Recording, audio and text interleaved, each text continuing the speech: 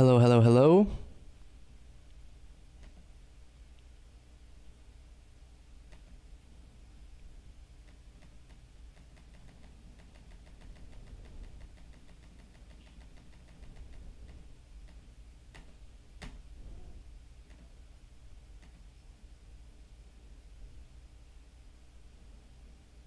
How is everybody doing? We got a crazy thing to cover. And also a serious discussion to have with you all. We're going to be watching the Alex Jones trial, but first it's kind of an announcement and it's not really a question because I think I've made my decision, but I guess it's sort of a question. So I'll just start off with that. And then we'll jump into the trial.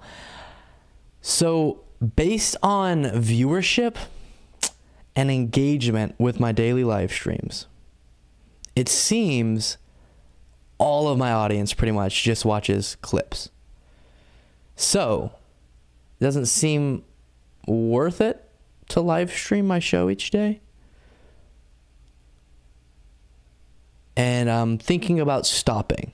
Obviously, same amount of content would come out. What that would mean is because I would still record it in one big long show. I would upload that to Patreon each day. So for people who like to watch all the clips like together, and it would come out hours before all the clips come out, like, when I record it, then I could do that. So, for people who watch it all at once, it would come out on Patreon. But then everyone else can watch clips. Because the channel, as far as views is going, is doing great. Like, we've had, I think, 2 videos in the last 24 hours that got more than 1,000 views. One of them got like 2.7 thousand, which for a channel my size is really good. So clip viewership is awesome, and I think we can continue to work on that, of course, but live stream viewership is not. And obviously it's a lot of work to be ready at one time each day. So I'm thinking about stopping. Would there be rage against that? But then I would live stream still just for fun, like at random times, You feel me? So I would just go live whenever, late nights or whatever. Not daily, but if there's an event to cover or something like that. So that's kind of what I'm thinking. Tried it. I told y'all I would do kind of a trial. I tried it. It was fun, but I don't think it's garnering the level of interest that just the clips do at all. Therefore, it doesn't seem worth it because it does add an extra layer of work for me. What are our thoughts on that?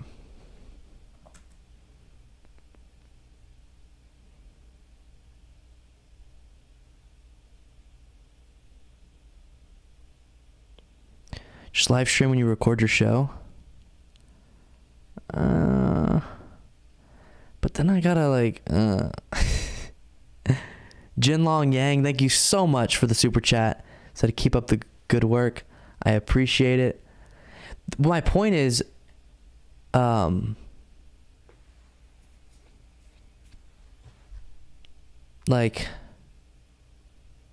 if barely anyone tunes in anyways, then I'd rather reserve my live stream, time for events that people will tune in for. Like, I think once I start playing the Alex Jones stuff, a lot more people will tune in. But when it's me doing news, it seems to get less interest, so. And then what that would do is give a good incentive for Patreon, because then you get the full show, literally hours before all the clips are uploaded. Which I think is valuable. Alex Jones. I think it happened, but we're gonna watch it still.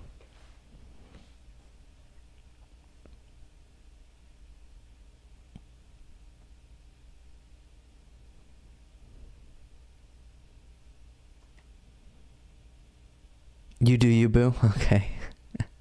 Thanks. Okay. Where is...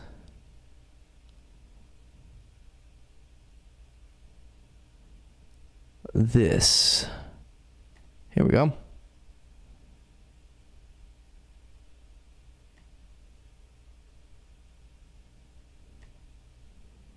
The big trial. I look like your plastic surgeon? That's crazy. Interesting. Well, I hope you have a handsome plastic surgeon.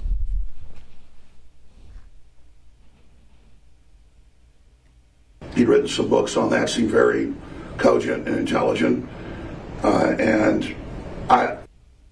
December 14th, 2012. The day that Adam Lanza attacked the school. Where were you? I believe I was gotten to work by the time it was on the news and heard about it.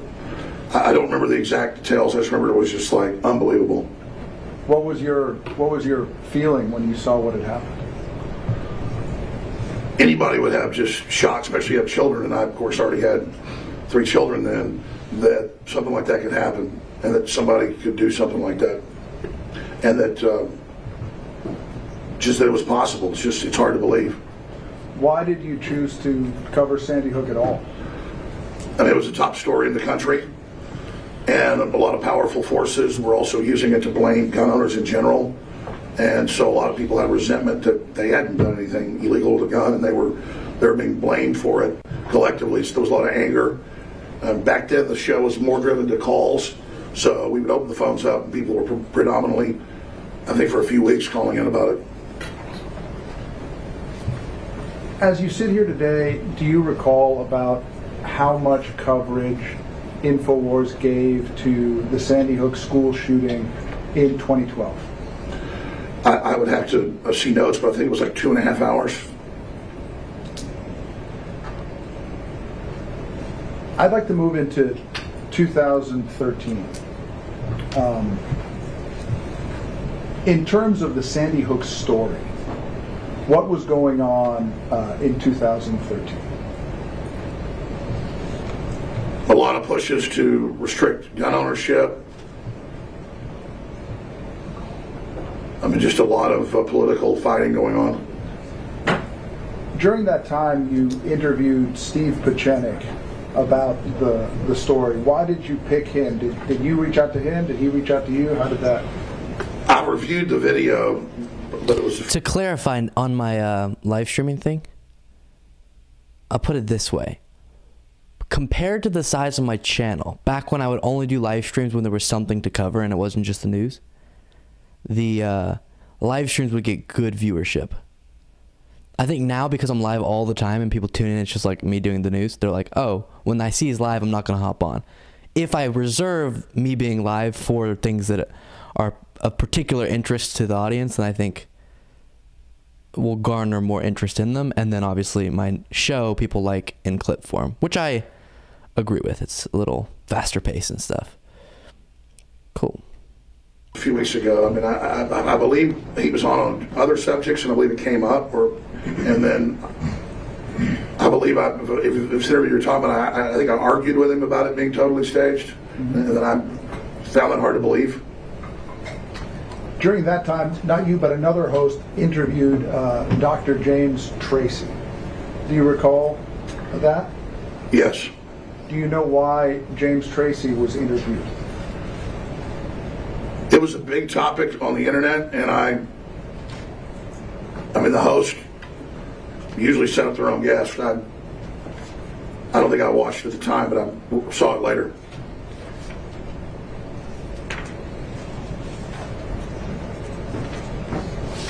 At the time, were you or anyone else at InfoWars taking a strong position that no one had died at the school? No, we were having, when we did cover it, out of the thousands of hours, it was a discussion. Doug said, you're all about the size of the audience rather than the quality. Are you kidding me? You know how much work I do to make sure that the quality is good? That's what I care about. What are you talking about? But of course I want a lot of people to tune in, or what's the point of making like what? You know how much? Okay, whatever. What happened there? Not today, Sam. And I knew that there had been other false flag events before where they actually killed people, so I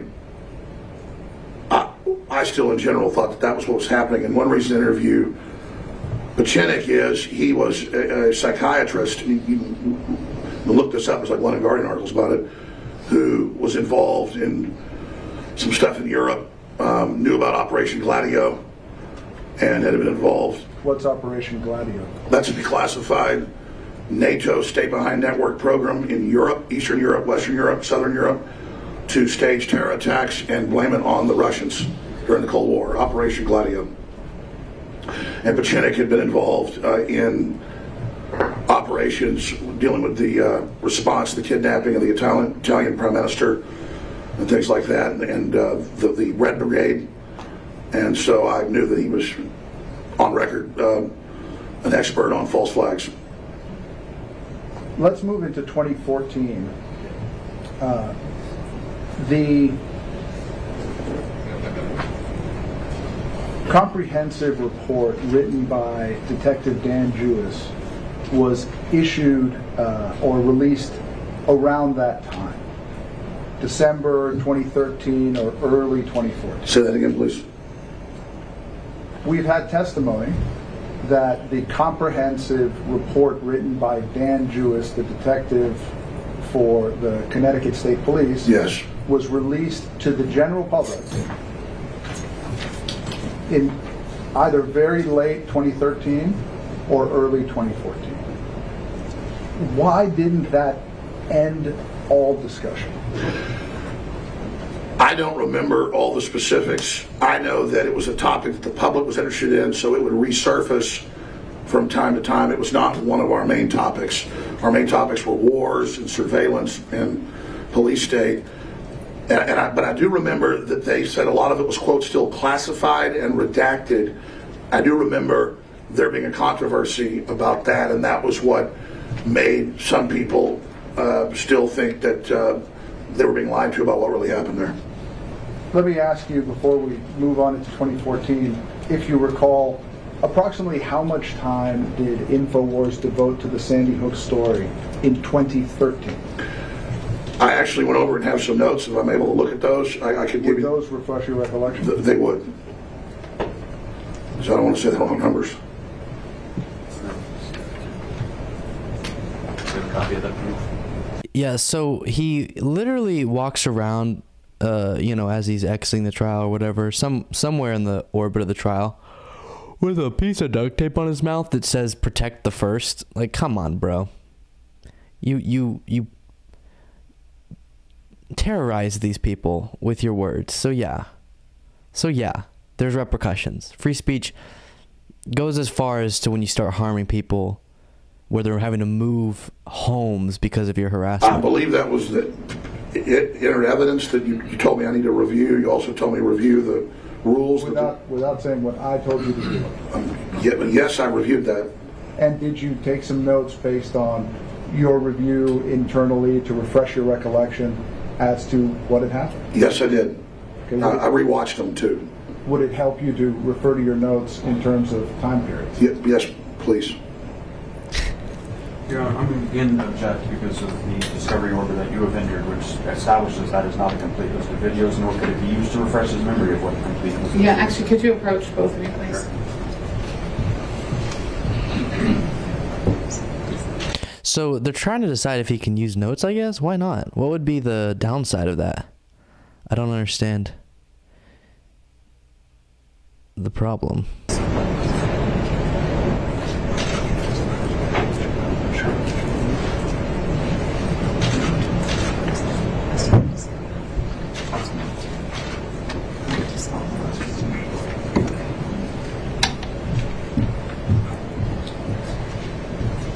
Based solely on your memory, without reference to any documents that you've reviewed, about how much coverage do you believe InfoWars gave to Sandy Hook in the year 2013?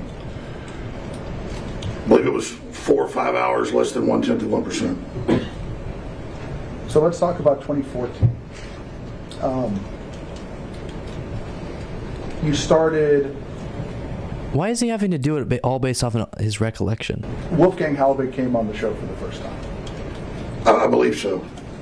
And can you tell us what led you to have Wolfgang Halbig on in 2014?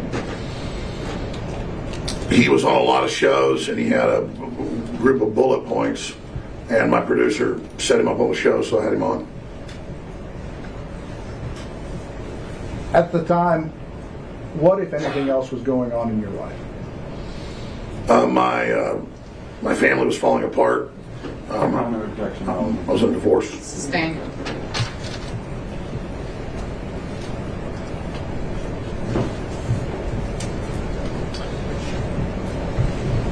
I'd like to refer you to the end of 2014. We've had a video received in evidence. Oh, I see what you're saying. He can't have notes because then he could just be reading like a planned out. I get what you're saying, yeah. Of you stating your belief at that time that no one died at Sandy Hook, that the whole thing was fake. Do you understand, as you sit here today, how crazy that is? I have said before that there have been so many lies and so many things in the past, and I was under a lot of pressure. And I truly, when I said those statements, when I say something, I mean it, that I really could believe that it was totally staged at that point. And I was basing that off of really Steve Puchenik, who has been a very prestigious person. Do you understand now that it was absolutely irresponsible of you to do that? It was, especially since I've met the parents, and it's 100% real, as I said on the radio yesterday, and as I said here yesterday. It's 100% real, and the media still ran with lies that I was saying it wasn't real on air yesterday. It's incredible. They won't let me take it back. They just want to keep me in the position of being the Sandy Hook man. My son got confronted yesterday. Objection, speculation as to what the media wants. Mr. Jones is just being on a show. Sustained. I'm going to just remind you, just answer the question that Yes, your ma'am. attorney asked you. Thank you. In 2014, based solely off your recollection and without having looked at any documents, can you tell us about how much time was devoted by InfoWars to covering Sandy Hook? I believe it's 5-6 hours. In the whole year? Yes. Looks like he's having an episode. Like a stress episode. Moving into 2015.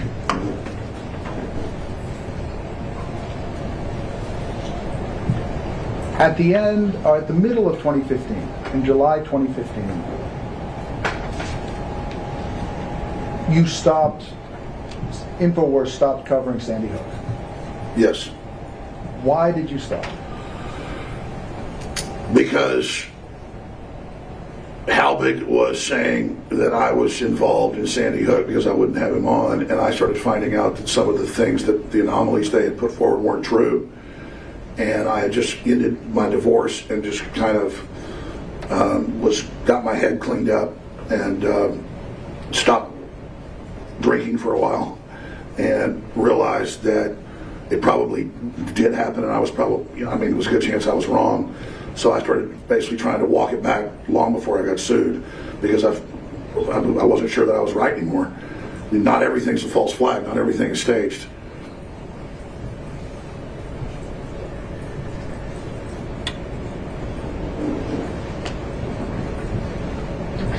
During that time, there was a reporter working, or there's a gentleman who at least we've had in evidence worked at some point for InfoWars named Dan Badandi. Are you familiar with that name? Yes. Can you tell us who he is? He was a part-time reporter. He was a really nice guy, but we were being more comedy-based part of the show then. And so Rob's like, this guy's like a Howard Stern character. And so we hired him to do some funny stuff, but he wanted to do serious stuff. and then he was officially working for us. Then I let him go when he moved to Austin for about 6 months, and it didn't work out. And then he went back and he was doing his own show. But sometimes he would go out and say he was doing stuff with InfoWars, and we were proud of some of it, not so proud of other parts of it. And he, Can you tell us specifically what you're not proud of regarding Badandi? I didn't like, once I saw, because I wasn't at the time watching a lot of the shows. Obviously I was doing my own show. I saw some of the reports he put out, both on his platform and on ours.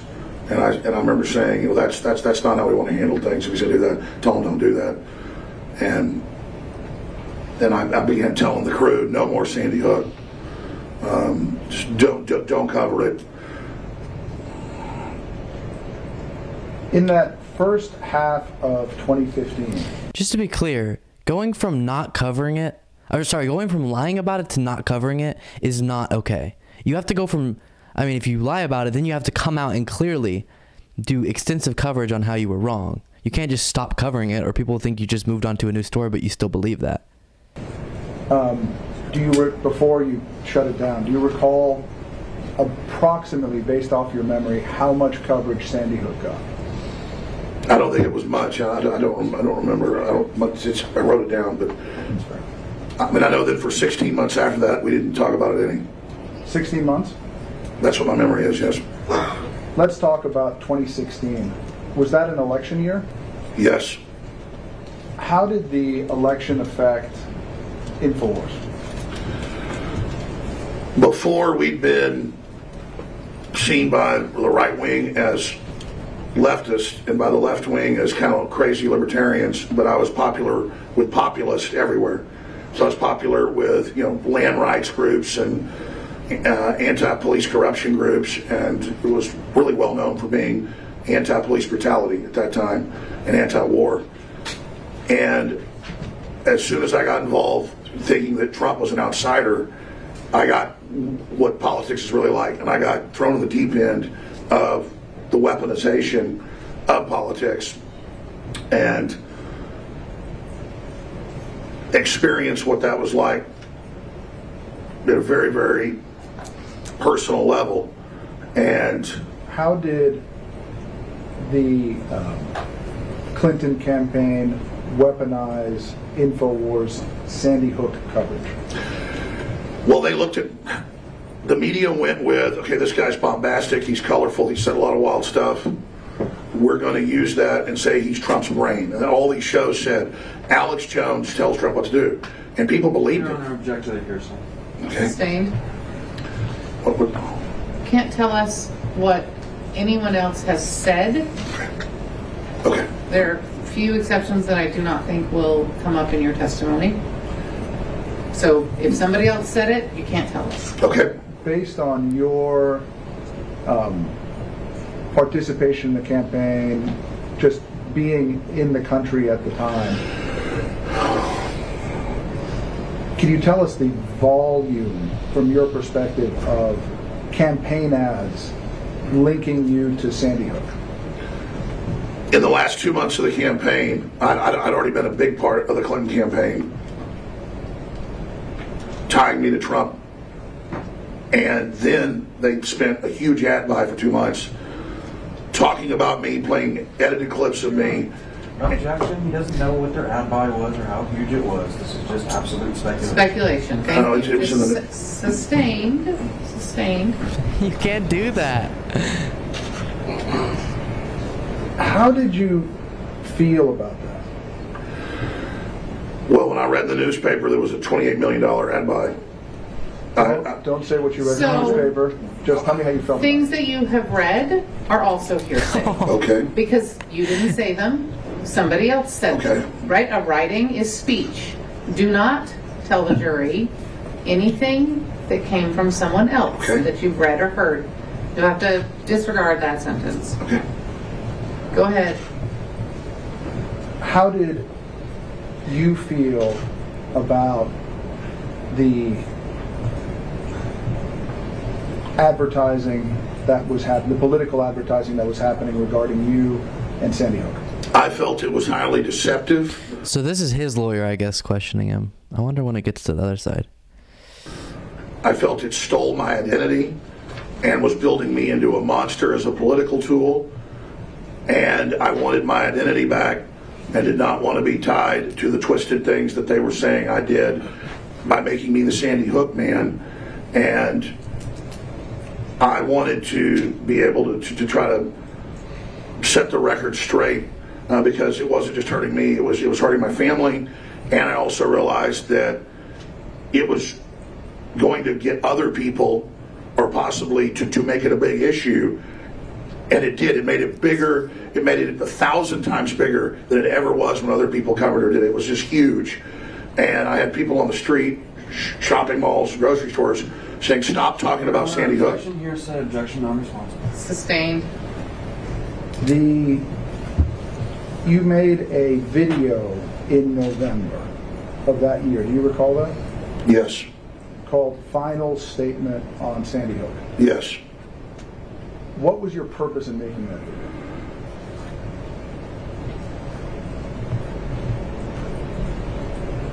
To tell the media why I questioned things, but that I thought that it probably did happen and that I did not want to talk about it anymore. So that was basically where I stood, because I was getting a lot of calls from the media saying they wanted to interview me.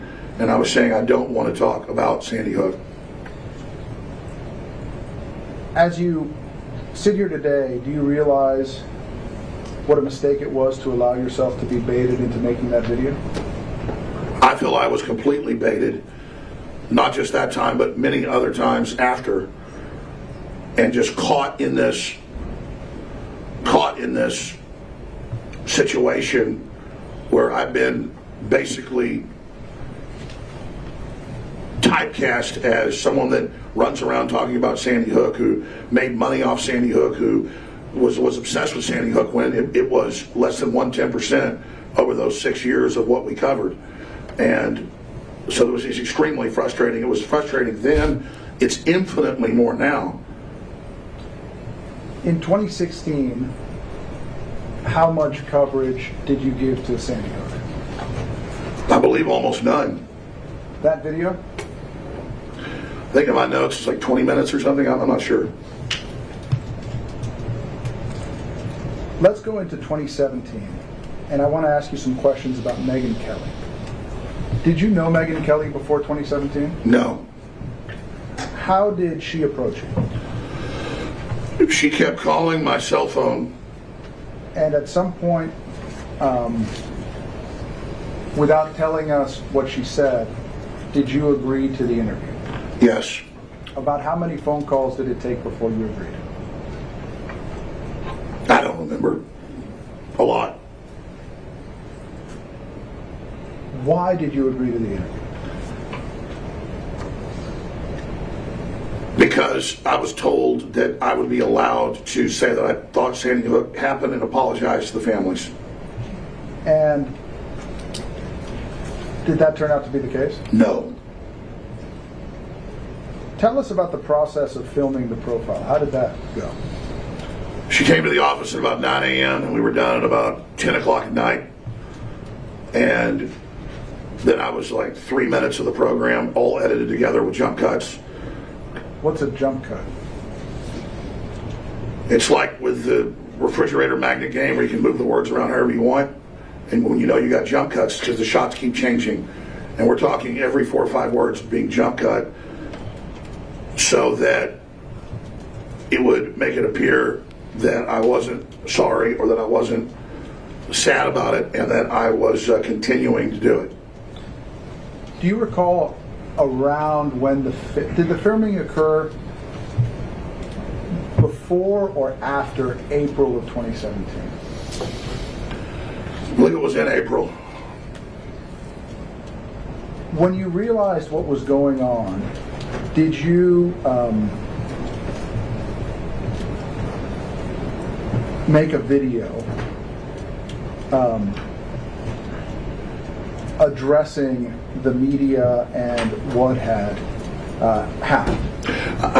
I made several. I actually released the audio of Megyn Kelly. I recorded her once saying, we're going to let you set the record straight and, you know, say that you think Sandy Hook happened and all the rest of it. And then I also shot a Father's Day video to the families saying I'd like to have you on the show and I'm sorry for what happened. And I believe that, you know, these mass shootings happen. And that was my attempt, because the media was saying on Father's Day he will attack the families coming up NBC. Just promos everywhere on all the major news channels. How dare he attack them on Father's Day? And then I hadn't seen the report yet. Again, he's hearsay testimonies to other networks. Sustained, hearsay sustained. So why did it take so long? remember, Is Mr. that Jones, understood? if you heard it, it's hearsay. Yes, that's why they're there. If you heard it, it's hearsay. This is so TV, weird. that's hearsay.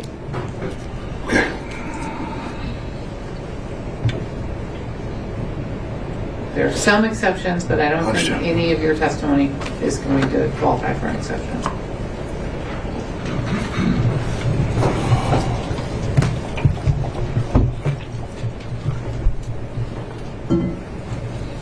At this point, we will play Plaintiff's Exhibit 21, which is in evidence. All right?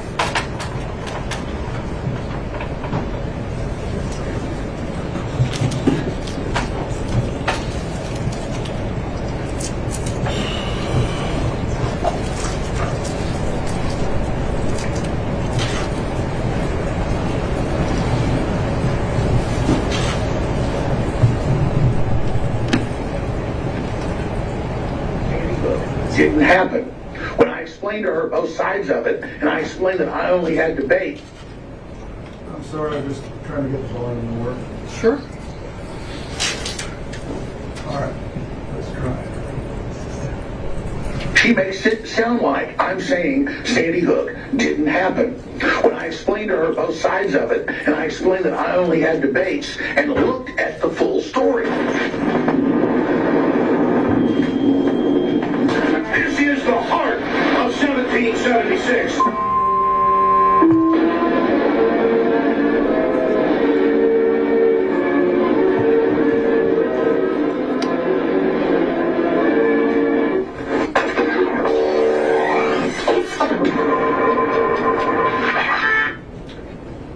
Ladies and gentlemen, in the last 24 hours, according to Twitter, according to Google, according to Facebook, the number one trending story in the United States, one of the top stories in the world, has been Megyn Kelly, Alex Jones. Those two names together.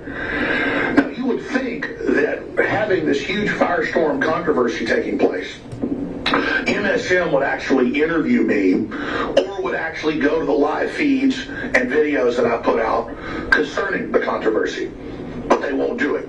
Only a handful, USA Today, New York Daily News, and others have actually run with the fact that I have said to end this controversy that I think the Megyn Kelly interview coming up on Father's Day this Sunday that she did with me last week here in Austin should be shelved.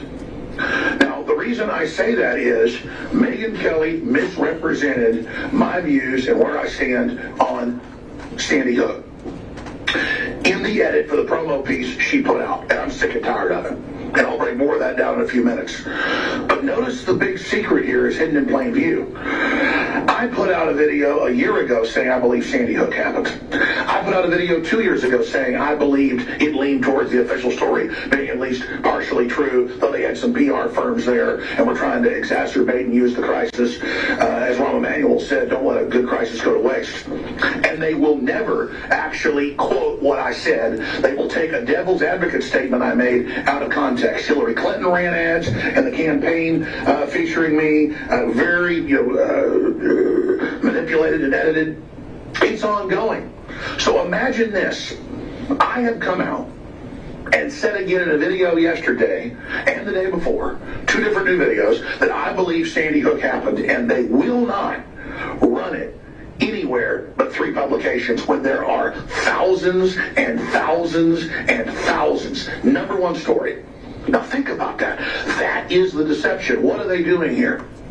They want to demonize new media, alternative media, by misrepresenting what we say and do. They want to come in and start censoring new media and the internet. And they're using Infowars.com as the poster child for it.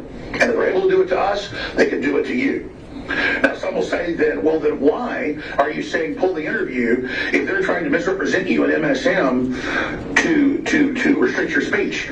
It's because Megan is playing along with it. She's in with the Sandy Hook groups. She speaks at their events. This is all a big PR event. Having them protest her then gives it more hype and it puts it out there like I'm the ultimate demon on the earth. Imagine this. A week and a half ago, she interviews Putin. Supposedly the evil mass murdering criminal, they claim, but it's okay for her to talk to Putin. Only Alex Jones is so bad. Only Alex Jones is so evil that we can't see his interview, and on top of that, we can't hear what he actually has to say. So the reason I'm saying, sure, don't air the interview is because it's going to be edited to misrepresent what I said. In the promo piece, she makes it sound like I'm saying Sandy Hook didn't happen. When I explained to her both sides of it, and I explained that I only had debates and looked at the full story, it's incredible. And so I'm tired of being misrepresented. And despite the fact I came out yesterday and said, pull the interview, almost no coverage of that, even though it's sensational. Just so you'll know, it's frozen on their end, not mine. The country to have the person being interviewed to say, yes, go ahead and pull it, and almost no coverage. That's because they want the straw man, the edited straw man of Alex Jones, the doppelganger, the imposter. They want to use that and hold that up and then misrepresent. The crazy thing is, I don't know. It's like with a thing like the a mass shooting, claiming it's false and causing people a bunch of strife because of your words. Again, just by simply saying, hey, never mind, it actually might be true, is not enough. It doesn't fix the issue, you know? And lied us into that conflict, claiming that babies were being thrown out of incubators, that babies were being killed, and all the rest of this garbage.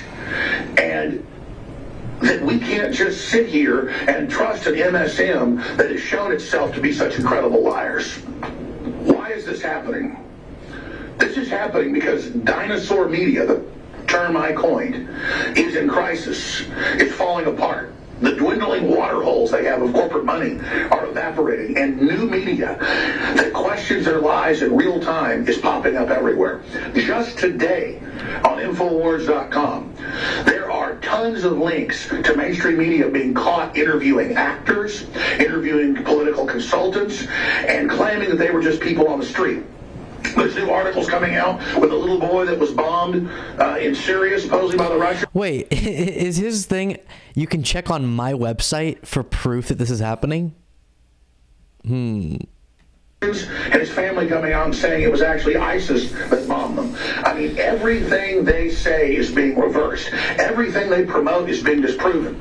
So what do they do when they're the fake media? They go and they pick somebody who's prominent like myself, who supports Americana, who supports the restoration of our republic, who supports President Trump, to try to destroy his base. They try to destroy me. And they try to also intimidate all of you, that if you ever question official narratives, you will be destroyed. But I want to be clear, before I go over these articles, Megyn Kelly told me I'm not going to get into Sandy Hook or any of this other stuff. You know, I might just mention it and just let you clarify. And then she interrogated me, asked me 5 or 6 times on each subject, never stopped, and then edited the promo piece together deceptively. And that's why I'm saying don't air it, because I don't want to be used in another deception to drive wedges in this country. And again, undoubtedly, for years, this whole Sandy Hook PR deal with Bloomberg and Big Money and MSM, not the families, but Big Money and MSM, clearly is synthetic, is fake, and is pushing this like it's war propaganda or something against myself and the independent media, just hammering and hammering and hammering and hammering where I stand and what I believe. It is the fact that MSM is so untrusted that the public didn't buy Sandy Hook, and there were anomalies. And we'll go over some of those. And we are allowed to ask questions, and we're allowed to investigate, because that's what a free society is based on. And governments are famous for staging things or using real crises, but then exacerbating them. And everybody knows that.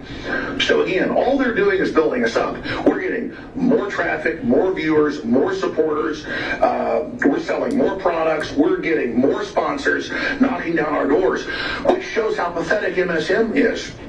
But it also shows the fact that they are targeting. I think mainstream media is what he keeps saying, MSM. Is telling the truth or not. They're trying to bully and intimidate anybody that asks questions. So let's look at these stories here. A new Ben Garrison cartoon, based, of course, on my original term, dinosaur media. You've got ISIS working with MSM, CNN. You've got NBC. They're down here in the water hole getting their money. And here comes Stefan Molyneux. Here comes Paul Watson. Here comes Cernovich. Here comes the InfoWars. Here comes Drudge. Here comes Breitbart. And just like the meteors, just like the asteroid, just like the comet coming down and killing the dinosaurs, that's exactly what's happening here. And then continuing, this is a new story on Infowars.com by Paul Joseph Watson. Fake news. MSNBC pretends Obama campaign director is random woman on the street. That's how dumb they think you are. There's a bunch of examples. Who are on the fence and don't know if MSM is telling the truth or not. They're trying to bully and intimidate anybody that asks questions. So let's look at these stories here. A new Ben Garrison cartoon, based, of course, on my original term, dinosaur media. You've got ISIS working with MSM, CNN. You've got NBC. They're down here in the water hole getting their money. And here comes Stefan Molyneux. Here comes Paul Watson. Here comes Cernovich. Here comes the InfoWars. Here comes Drudge. Here comes Breitbart. And just like the meteors, just like the asteroid, just like the comet coming down and killing the dinosaurs, that's exactly what's happening here. And then continuing, this is a new story on Infowars.com by Paul Joseph Watson. Fake news. MSNBC pretends Obama campaign director is random woman on the street. That's how dumb they think you are. There's a bunch of examples where they also have actors and staged events just lately below it. Remember this, when they, on election night had their own camera, people being interviewed and claiming that they were just citizens. This is why people don't trust them. This is why people don't believe them. This is an excellent article from Zero Hedge. Alex Jones implores NBC not to air interview with liar Megyn Kelly. This article, better than anyone I've seen, I'm going to post on Infowars.com. Breaks down exactly how I feel, what's actually happened. It's from iBankcoin.com originally. It's from 0 Point Now is who posted it. This article, I need to get this person to write for Infowars. They absolutely get where I stand. They're journalists. They actually... To Matthew, do people like his content? Yes, people love his content. He has a massive following. Under Swiss cheese and, I believe kids die, but it needs to be investigated, and there's definitely a cover-up of the particulars. They really get it together here. Very, very important article. And they also understand it's big news. Well, this is a top story, and I'm saying, hey, I want the interview pulled, but nobody will cover it. USA Today and a few others. Now let's continue right here with this.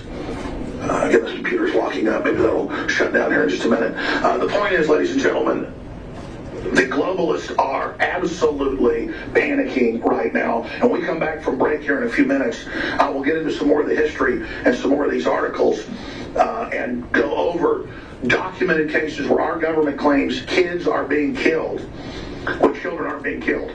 Not just the babies in incubators having their brains stomped out in Kuwait by Saddam Hussein's forces, a PR firm, totally fake. Fake video, fake photos, but so many other modern cases of ISIS rebels hitting people with nerve gas and then blaming it again on the Russians. And the UN even found that that was a staged event. So if you have these staged events over and over and over again, it's okay to question them. But the bigger question is, why are they attacking InfoWars? Why are they so desperate? Why are they coming after us? Because they're scared of the fact that we're the leading independent media, that we understand the paradigm, and that the operating system of the American reboot of restoring our republic was basically re-engineered by InfoWars and is now being adopted across the board. We are writing the talking points now mental breakdown for conservative talk radio, for the libertarian movement, and for so many others. We take the hit, we get demonized, we get attacked, but we don't care because we popularize it and make it safe for others, just like Trump is smashing political correctness. We'll be right back after this break with more, and then Owen Schroyer's coming up. I'm taking off a little bit this morning to take my daughter to the dentist. Stay with us. Ladies and gentlemen, we are back live. MSM, the dinosaur media, is absolutely panicking. They do not know what to do. And so now they're attempting to say that I'm even more evil than their top demon, Putin, and that I cannot be seen on NBC, that will legitimize me.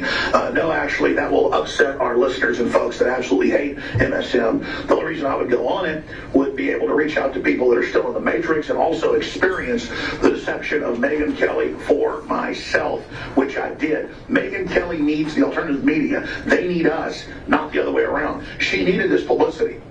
And from my research, I think the whole thing is basically staged. She works with the Sandy Hook groups. And this whole protest thing is about giving her massive attention so that the interview gets record ratings for failed Megyn Kelly.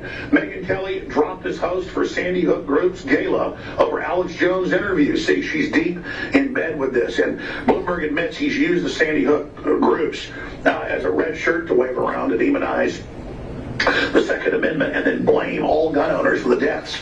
Again, talk about a frame-up. Talk about criminal and disgusting and using these poor grieving families. Alex Jones doubles down on Sandy Hook conspiracy theory and disgusting Megyn Kelly interview because the way she edited the promo. Not what I said. I said I believed that people died. So again, ladies and gentlemen, this is the type of garbage. This is such a long thing to show in court. Look, I know I'm moving fast here. It's because there's so much evidence. Remember the British ambassador coming out and saying that clearly the false flag chemical attack a few months ago in Syria was carried out by the rebels as an attempt to get the U.S. to come into the war? I mean, think about how our government funded the Arab Spring that's killed almost 1 million people and put radical jihadists in power. And Hillary makes jokes about, I came, I saw, he died. Think about Madeleine Albright, who was Secretary of State under the Clintons, saying, yeah, 500,000 kids is no big deal dying in Iraq for our war with the sanctions that Clinton expanded. Again, these are cold-blooded monsters. And then they turn around and say, we question events that clearly have big PR firms involved, that we somehow are monsters and evil. It isn't going to work. Nothing can put mainstream media back together again. Everybody knows about the baby in the incubators. Everybody knows about other staged events. Everybody knows about CNN caught staging fake halls, town halls, and CNN caught, giving the questions to Hillary from the debate beforehand, and the WikiLeaks, and how they're all colluding in the fake polls. You guys are the globalists. You're the enemies. You're the people that have hijacked America. You're the threat to our children. You're the people that are cold and heartless and don't care, not us. But again, I want to encourage people to read the Zero Hedge article that breaks it all down, because they absolutely are on target with this report, where they ask the questions that the media seems so scared that I might even actually talk about. Crazy. How is there so much energy? Why does the Sandy Hook Elementary School website have zero traffic for 4 years before the event and show was closed? Why were there several reports of other shooters dressed in camouflage in the woods that fled, of whom the police allegedly detained? Why were porta potties, sandwiches, and fruit drinks and chips brought up and set up for the crime scene in just an hour or so? Sandy Hook, it just goes on and on. An FBI crime stat which shows no murders occurred in Newtown in 2012. Why didn't they let paramedics and EMTs in the building? 27 children were declared dead in 8 minutes. Why was Adam Lanza's home burned to the ground by the bank? Why have they declared all the records totally secret? These are questions the public has. They're the ones asking it. They're the ones demanding it. I've said I believe children did die there, but PR firms were involved, admittedly, hyping it up as much as possible, but there's been a cover-up, and Anderson Cooper got caught faking where his location was with blue screen. I mean, it's all there. We don't know what happened. I believe kids died, but the same media that's faking a bunch of other stuff and faking war propaganda is saying that I have said things that I never said that have been taken out of context, and now won't report when I'm saying don't air the interview on Father's Day to hurt fathers and demonize men, and that you edited me out of context and that I don't want it aired. Why won't they actually report on what I'm saying? I'm Alex Jones. This is the InfoWar. Coming up, Owen Schroyer in the studio for the next 30 minutes. Then I'll be back in the studio coming up live. Please spread the word, because the truth lives at Infowars.com. It's pretty epic.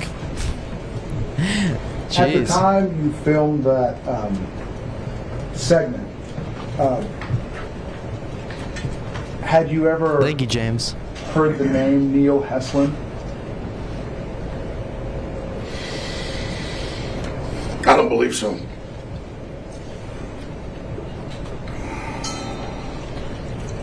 In addition to filming this clip, going after the mainstream media for the way they were covering the event, did you also film a... Okay, to be clear, I don't know if I'm ending. I think I'm going to, but I'll still live stream a lot. It'll just be more fun stuff like this.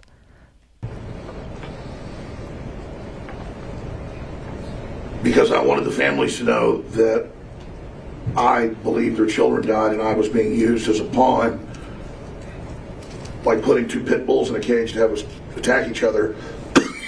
And I wanted it to stop. And I didn't want to cause them any more pain. And it was also causing my family a lot of problems. Guys, you're so sweet. I don't think there's that much interest in the news segments.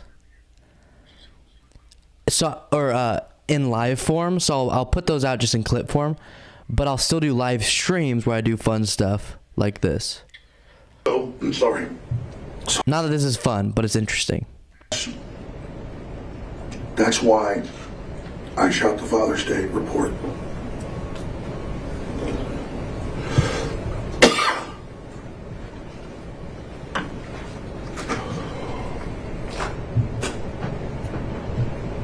At this time, we play Exhibit 67 in evidence, the Father's Day. All right. I woke up this morning Oh gosh, not more on of him. Father's Day, and I was holding my young infant daughter in my arms, looking into her eyes, sitting out on the back porch, hearing the birds sing, and it just brought tears to my eyes, thinking about all the parents that have lost their children on Father's Day or Mother's Day, who... And guys, you're so sweet. I'm not stopping anything. Same amount of content, and I'll still live stream.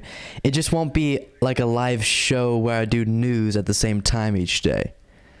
Instead, I'll do that show, put out the clips from it for news, you know, on my YouTube channel, and then live stream often still.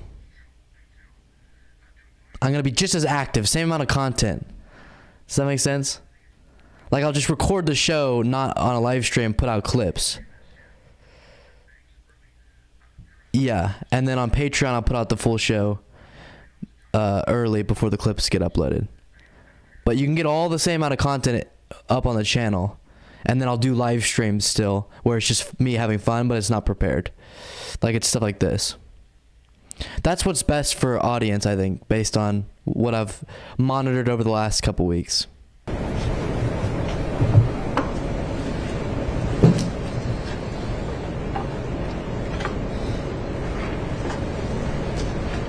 After the Megyn Kelly profile aired, Owen Schroyer...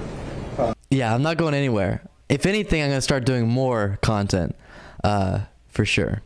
reported on a Zero Hedge story about Sandy Hook. Do you recall that? Yes. Did you know he was going to cover it? No. To your knowledge, before that piece aired, had anyone on InfoWars ever mentioned Neil Heslin by name? No.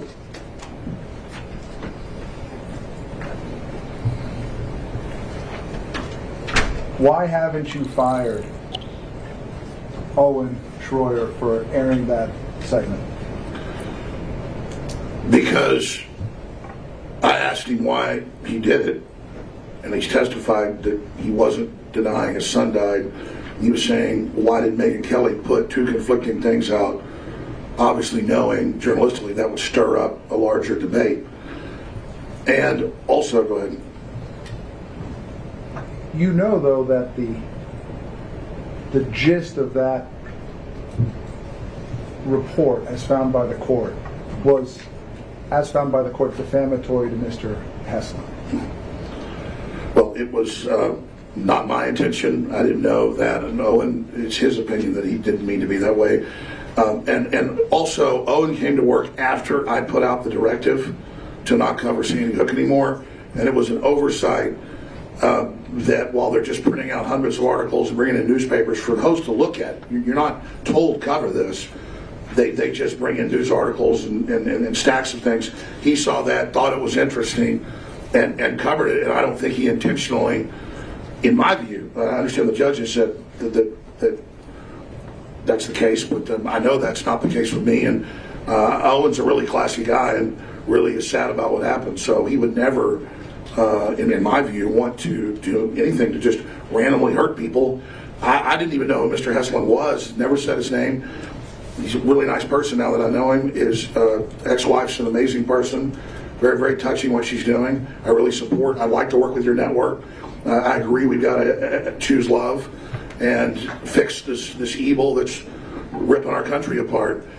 And I'm just very blessed to be able to be here and actually say what I think and what I stand for instead of a bunch of edited, out of context tapes. But I do acknowledge that I unintentionally took part in things that did hurt these people's feelings, and I'm sorry for that.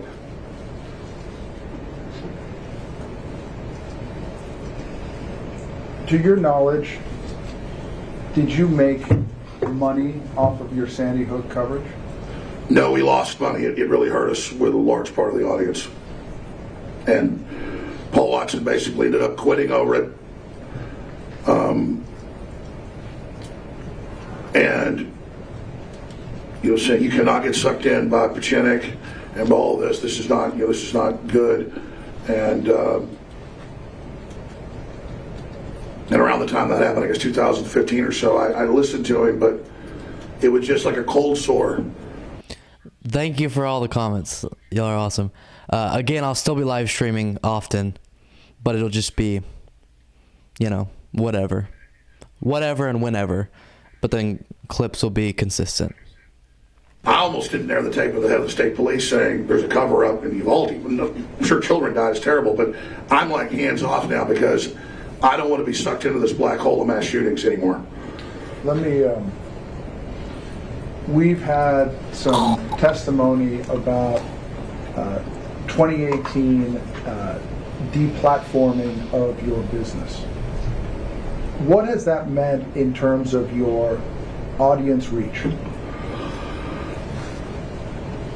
What it does is you're technically still on the internet, kind of like if you're in a prison, you're still on the earth. People have to come visit you in the prison. They have to come to Infowars.com. You can't get it anywhere else other than... Get a little promotion in there. So you're not just locked in a prison. It'd be like being locked in your house. You're still in Austin, but you can't go to the store. You can't go. Hundreds of platforms have barred us being there. And even things like Airbnbs and Uber, it's the social credit scores being tested on us that China has, and they admit that. And so it's been horrible, and it has crippled. So anyone just joining us, this is his lawyer questioning him. So he's asking questions that are gonna hopefully be, helpful to Alex Jones. Complaining about his deplatforming, That's why big newspapers have gotten rid of comments. They don't even want people to go respond. When they gaslight people, they can just say whatever they want about you and cobble things together, and then you can't respond. They edit the tape, they air it, and then you can't go show them the tape of what really happened. And they make sure, that's their key, is that you can't ever respond. And then they steal your identity, basically. Then they build this demon out of bad things you did and good things you did. But the point is they magnify your faults, they blow it up, and then now they own you. They can say what they want about you, they can do what they want, they can falsely quote you, and they can basically do it with impunity. And it's next level 1984. So that's been the worst part about debanking, deplatforming, and all the persecution and all the things that have come with it, is that you don't have a voice anymore in the utility that is the internet. Because these companies have utility protections. They're not publishers. That's how they're protected. And so they have immunity, basically, and then can say whatever they want. Everybody else can attack you on those platforms, but then you can't respond and defend yourself. So it's identity theft is what it is. Let me switch gears. And we've touched on this already. As you sit here today, what are your beliefs around the Sandy Hook school shooting? Oh, I've certainly studied it now, and I should have done a better job studying it. You think? There was an initial cover-up of what happened in my view because the local government was covering its hind like they've done in Uvalde. Those children really died, and they had a cover-up there. It's admitted. There's now state investigations of the cover-up. The Texas Rangers are on it. And the governor said it's an outrageous cover-up. And it's incompetence is what it was. And I thought it was incompetent what happened in Florida a few years ago. No objection on this one. And well, I mean, Sustained. what's the question? Sorry. My question was, as you sit here today, what is your position, your view on what happened, the murders at Sandy Hook Elementary School in 2012? A young man on psychotropic drugs, and the inserts on those say it can make you do mass shootings, mass murders, as he says it on the insert. I think we're coming really close to contempt here. We object again for hearsay. Okay. Sustained. I'll move on. You're asking what I think Sandy Hook happened, and I think it's a terrible event, and I think we need to protect our children from mentally ill psychopaths, and I think there was a cover-up because they had warnings. The FBI knew about it. They knew he was planning to attack the school. That's been in even the New York Times, and I think once that. Going to object again for hearsay? Well, right now, there's actually no question. You're just Okay. talking. All right. And this is not a conversation, Okay. and it's not a show. It's a question. Answer to the question asked of you. He doesn't understand the concept of hearsay, and they keep explaining it, and he keeps bringing up things that he heard other places.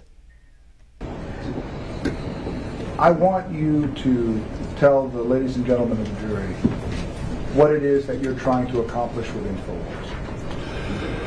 I'm trying to challenge the military-industrial complex. I'm trying to challenge the powerful international forces that I believe are taking control of our country. And I want to try to get people to ask questions and to not believe the official story and to try to investigate things for themselves.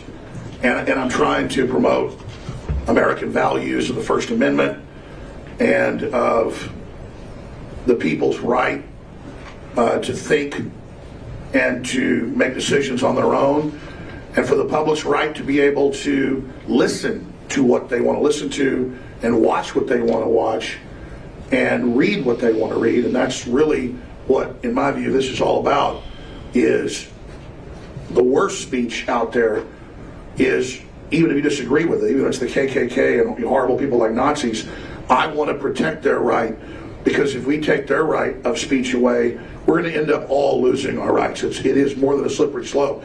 And I regret that I, by my mistakes... Objection, non-responsive. Sustained. When you look back on your 20 plus years in the media, what are you most proud of? I'm most proud of The gay frogs. early on exposing that the WMDs weren't in Iraq and that it was a fraud and it was a lie. And I'm very, very proud of being the first to expose Jeffrey Epstein and his child trafficking rings. We're on record to be the first to expose that a decade before anybody else by name, and even exposing the island and the rest of it from our sources. And I am proud of the fact that we have inspired a lot of great people and independent journalists that are doing great work. We've inspired a lot more good people than we have bad people. And, you know, I'm actually proud of the fact that I got a chance to have Neil and Scarlett come over to me and shake my hand and, you know, talk to me yesterday so I could tell them face to face that I'm sorry. Sustained. Pass the witness. All right. Mr. Bankson.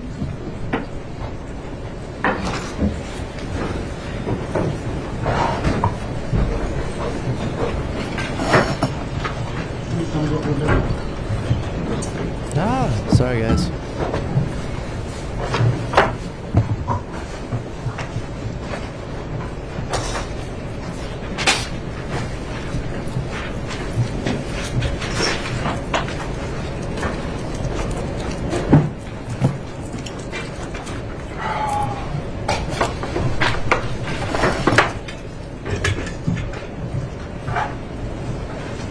Mr. Jones, you see I got a lot to talk to you about. Before I do that, though, before I talk to you about the details of the history of this case, I want to know, you taking this trial seriously? You approaching it in good faith?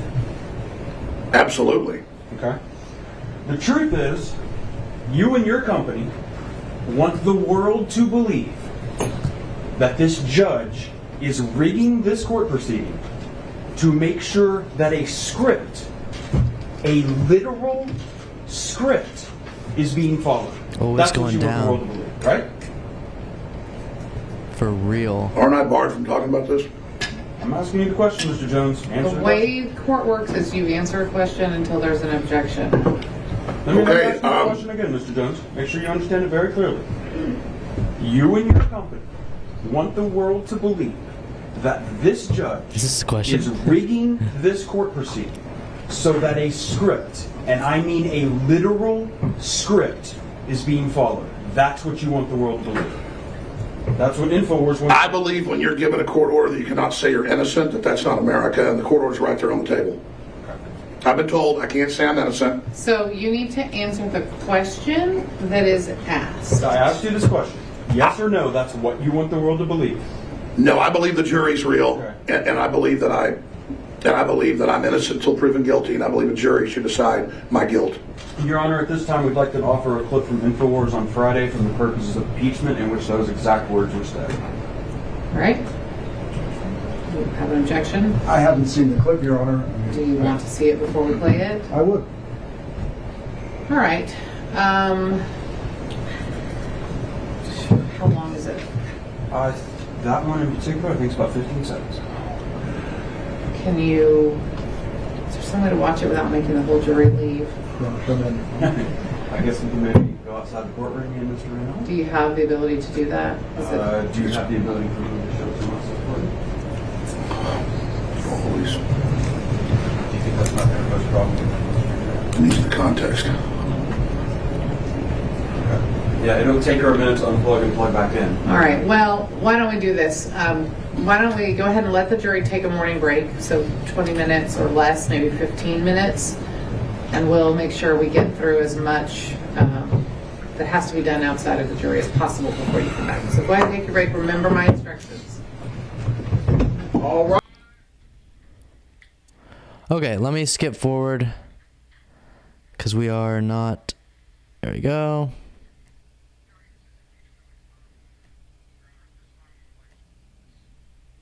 In pedophilia, child trafficking, and the grooming of children, right? Well, you mean like what Jeffrey Epstein did with the Clintons? Sure, if that's a yes, is that a yes? Yes. Okay. And on Thursday, you and InfoWars started connecting those allegations to our judge, didn't you? No. In fact, Mr. Jones, you're telling the world not to believe what happens in this courtroom because the judge worked with Child Protective Services, who you say is involved with pedophilia and child trafficking, correct?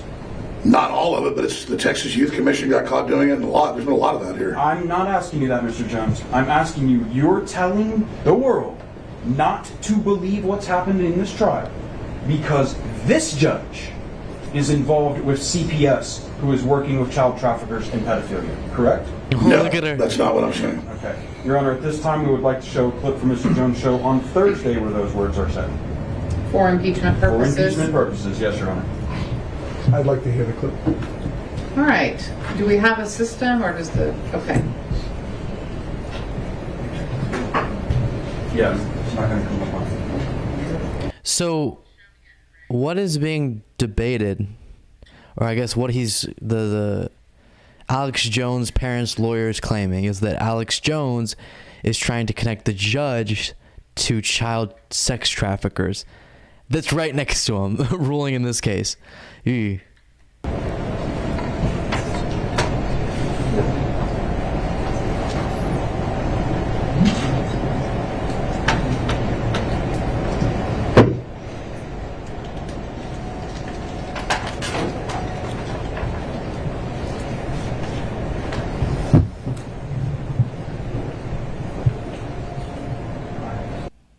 not the judge. The judge is consuming. That they're always a few seconds long. Why don't you play the whole thing? Mr. Jones, that's not someone else's clip, is it? Well, I didn't direct it or produce it. What I'm saying. Well, I want You to hear the certainly clip. published it. So is it impeachment on a collateral matter or an improper impeachment? It is an improper impeachment because it is on a collateral matter. And the collateral matter is what he's saying about me. Correct. And the question is about whether he's taking this seriously. Correct. Overruled. Thank you, Your Honor. This time, Bishop.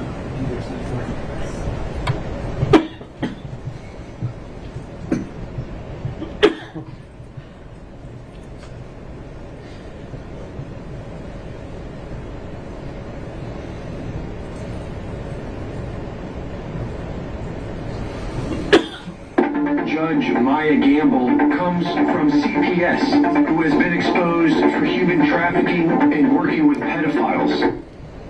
That's what you mean when you say you're taking this seriously. I take this as serious as cancer. And I mean, I don't know. You show somebody else's clip that they're always a few seconds long. Why don't you play the whole thing? Mr. Jones, that's not someone else's clip, is it? Well, I didn't direct it or produce it. What I'm saying. I mean, You certainly published it.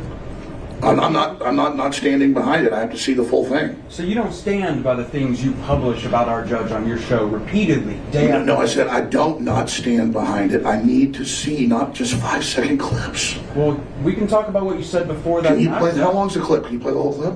Mr. Jones, you're not asking questions today. You understand that, sir? Oh, I thought I could ask to see a full document. If somebody showed me something, I could see what it was. I This don't- is a question from the lawyer, answer from the witness. Okay. Not the other way around. The only thing I want to ask you about is not all the other weird stuff you said in that video. I just wanted to ask you about the question that I asked you, which you said, no, I'm not saying the judge is connected to pedophile and child trafficking. This is you taking this trial seriously and in good faith? That's what this is? It's a 5-second clip. I don't know what you've cut off or on. Does it matter? Is there anything before and after that that would make it great to show pictures of our judge on fire and telling the world she's involved in pedophile? Can you tell me the context that would occur before or after that makes that I'm sorry. great? Excuse me. Sorry, Mr. Dubois. I believe you. If you're only wanting to go off 5 seconds, I believe the thing is, the judge is the fire burning Lady Liberty. It's not the judge. The judge is consuming freedom. Wouldn't you agree with me, Mr. Jones, that I sure hope some of your viewers are able to make that distinction that you just put on that hair, don't you? Object to the All I know is- regulation, Your Honor. Withdrawn. Is I take this very Sustained serious. and withdrawn, so stop. You tell this jury you're taking this trial seriously. But you're telling the world that someone inside Travis County government rigged the jury summons So no, this is going on in my county. That's so crazy. who don't know what planet they are on. Correct? That's what you're telling the world. I'm saying that could potentially be a danger if they don't know what's going on. I think that's potentially is what you're saying. Potentially. You didn't go on your show I mean- and say those words is what you're going to tell me. Can you show me? I would be happy to. For Please do. purposes of impeachment, we would like to now offer a video from Mrs. Jones' show on Friday saying those words.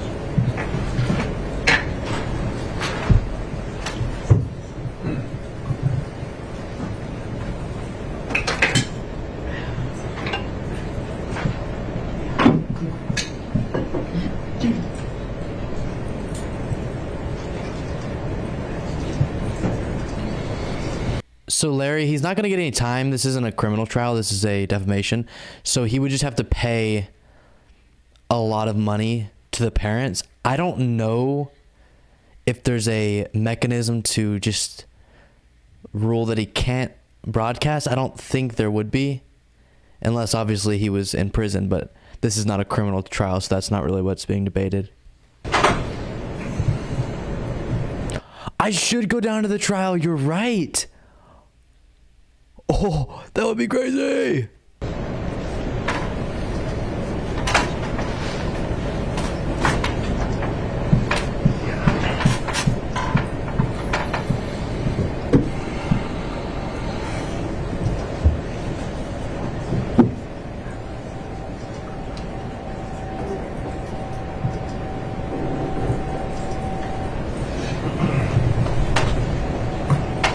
Y'all telling me that I would be allowed in the courtroom? No way.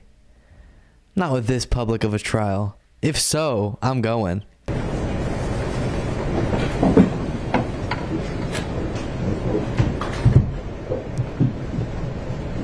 We'd object to impeachment on a collateral matter in 403, Your Honor.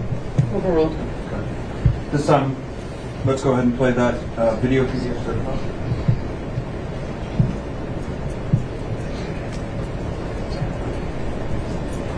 Yeah, a lot of people are awake to the New World Order, but they're experts in leftist jurisdictions in sending out jury summons and hitting, let's just say this, extremely blue-collar folks. I mean, half that jury panel does not know who I am. They said that, and when they were asked during the jury impaneling yesterday, do you believe the media has ever got anything wrong about Alex Jones? They all unanimously said no. So, it's people do live in all these different bubbles. And there's the bubbles that are awake and the bubbles that are questioning, but then there's the blue city bubbles where people do not know what planet they are on.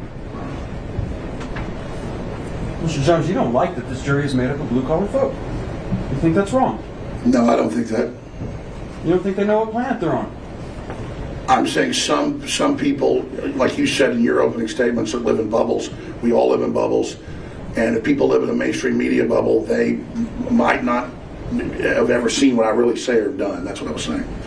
I understand that you've been unable to attend a good portion of this trial due to a medical issue. Is that correct? Only a few, some of it, yes. Sure. And you told the press outside this courthouse that it was because of an untreated hernia? Well, I'm going to have to get that taken care of and a bunch of other stuff. It's absolutely inappropriate for Mr. Bankston to question Mr. Jones about his health issues. He wasn't under subpoena. He didn't have to be here. It's private information, what is right or wrong with his health. Was it private? Okay. Mr. Jones has the right to talk about his health with anyone he wants. We don't. Other people don't. You can talk to him about attendance. He's not required to be here. It's his choice. But let's not go into his. Let's move on. I hear you, Your Honor. There wasn't a real legal objection. It's kind of a. Okay. You've been on your show most of last week, pretty much every day last week? I did an hour here. I taped some as well. Okay.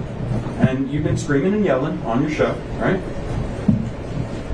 Yes, just like the media's been doing that. Okay.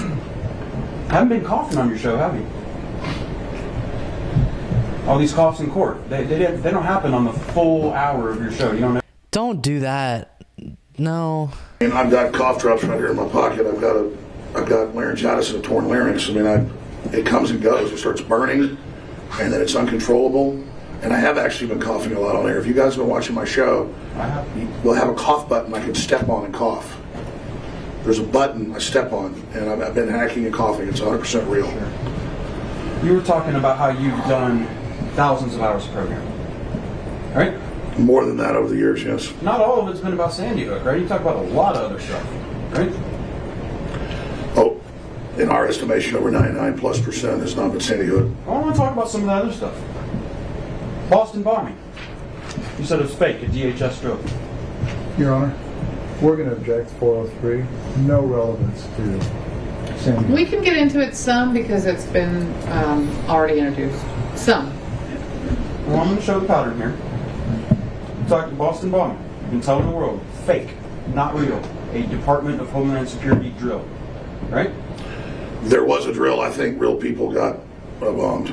But we've asked questions on both sides here. Yeah, you said the exact opposite. Why does he believe everything is fake all the time? We're crisis actors in other tragedies. Just like in Sandy Hook, you said. No, we reported on other people saying that. And in fact, you've said about some of the people at Sandy Hook. During your coverage of Sandy Hook, you have said they were actually some of the people pretending to be injured in the Boston bombing. You said that. I don't remember that. Okay. Shooting of Representative Gabrielle Giffords. You remember when that happened in Arizona? Yes. Okay, and you said that was a government mind control operation, right? I said the guy fit the bill.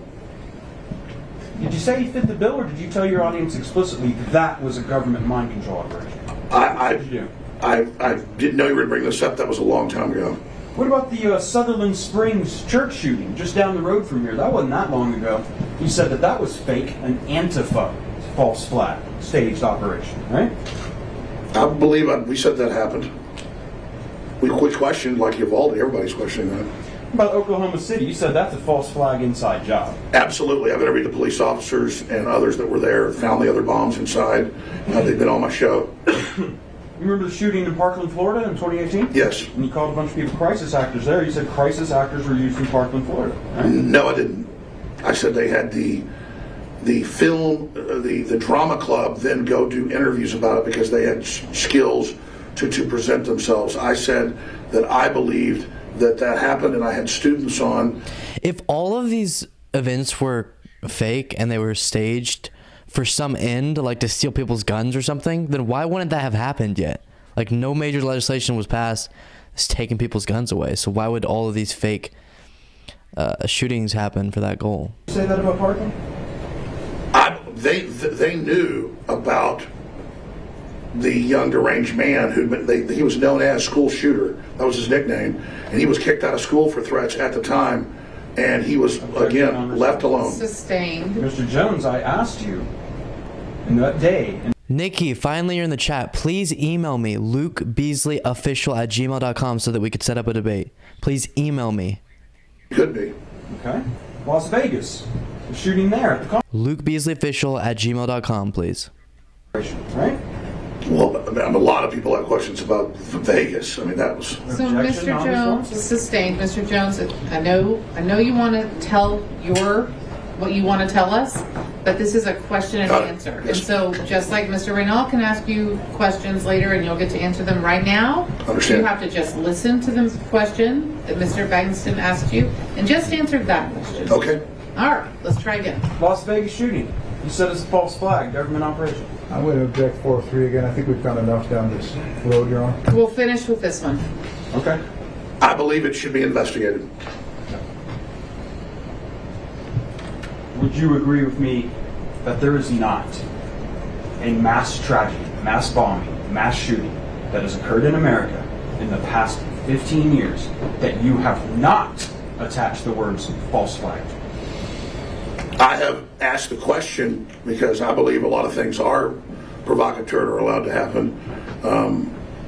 I believe children died in Uvalde, and Objection, non-responsive. okay, Sustained. Mr. Jones, please listen to my question. It's a Okay. very, very simple question. Okay. You would agree with me that every single mass tragedy, mass shooting, mass bombing that you can recall right now in the past 15 years, you have attached the words false flag to it. Yes or no? no. Okay. You remember yesterday you were testifying about what the word synthetic means over on that board? Yes. Okay, and you testified that when you use the term synthetic, that means real stuff happened, but that it was being provocatorized with provocateurs, right? It can mean both, but yes, generally. Okay. Well, I'd like to show you right now from Plaintiff's Exhibit 13A, Plaintiff's Video Exhibit 13A in evidence, an example of you talking about something being synthetic. So can we play Plaintiff's Video Exhibit 13A?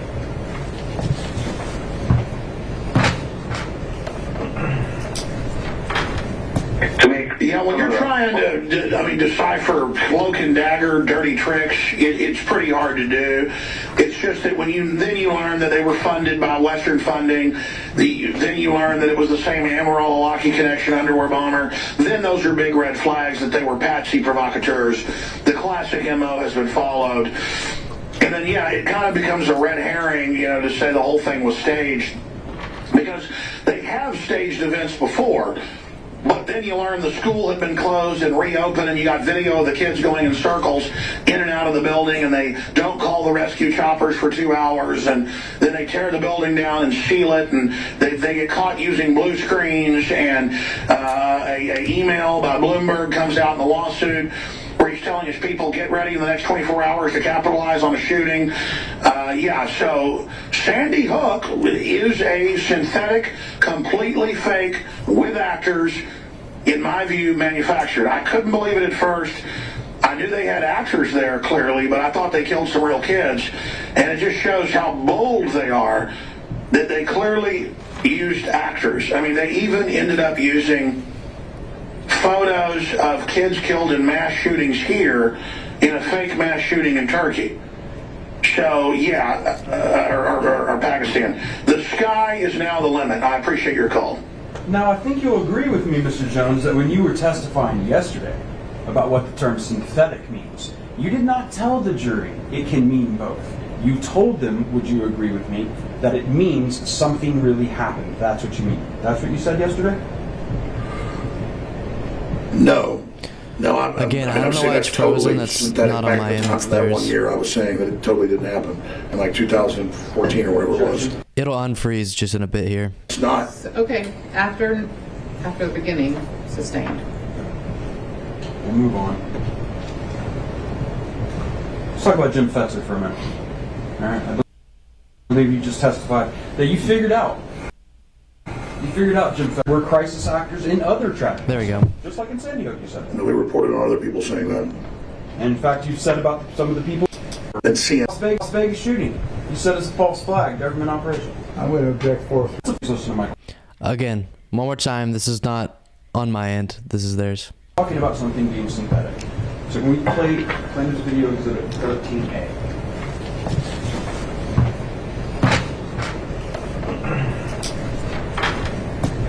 Yeah, when you're trying to, decipher cloak and dagger, dirty tricks, it's pretty hard to do. It's just that when you learn that they were funded by Western funding, then you learn that it was the same Amarillo-Lockheed connection underwear bomber. Then those are big red flags that they were patsy provocateurs. The classic MO has been followed. And then, yeah, it kind of becomes a red herring, to say the whole thing was staged. Because they have staged events before. But then you learn the school had been closed and reopened, and you got video of the kids going in circles in and out of the building, and they don't call the rescue chopper. I don't know what's happening with their broadcast because we just watched this part. And they get caught using blue screens, and a email about Bloomberg comes out in the lawsuit where he's telling his people, get ready in the next 24 or Pakistan. The sky is now the limit. I appreciate your call. Now, I think you'll agree with me, Mr. Jones, that when you were testifying yesterday about what the term synthetic means, you did not tell the jury it can mean both. You told them, would you agree with me, that it means something really happened. That's what you mean. That's what you said yesterday? No. No, I'm saying that's totally synthetic. Back at the time for that 1 year, I was saying that it totally didn't happen in like 2014 or whatever it was. Objection non-responsive. No, that's not. Okay, after It was totally synthetic. Now it's partly synthetic. Whatever that means. Let's talk about Jim Fetzer for a minute. All right. I believe you just testified that you figured out Jim Fetzer was a little nutty. You came to that conclusion. Right? Yes. Around 2015? That's what you testified to? I don't remember the exact text. No, you just got it. You seem to remember pretty well when Mr. Reynal was testifying that you apparently put a ban on Sandy Hook coverage in 2015, right? Objection, compound. I told him I can't remember. I had notes. I can't. okay, when you hear objection, that means you wait. Objection, compound, Yeah, we began with Fetzer and we ended with... sustain. You do one question Sure. at a time, please, Sure. Mr. Bankston. By 2015, you claiming you put a ban on Sandy Hook stuff, right? Just testified to that? I believe that's around the time I told people to stop covering it. And you knew Fetzer by that time. You figured out he was not well, right? Yes. And were you here for the testimony of your corporate representative, Brittany Paz? I don't know if you were here for that. No, it wasn't. Okay. Were you aware, either from seeing her testimony at an earlier point or from hearing about it secondhand, were you aware that she testified that at the time the company was using Jim Fetzer's material, that they knew he was not a well man? Did you see that testimony? I didn't see that testimony. Okay, if Ms. Paz testified to that, if your corporate representative got up here and testified when we were using Fetzer's stuff, we knew he was not credible, would you disagree with that? Is she telling the truth? I think she would have to be mistaken. We didn't have a corporate rep, so we went and hired someone to come look at all our books and everything and try to figure out what was going on. So But no, I never interviewed Fetzer on that. None of us interviewed him on Sandy Hook.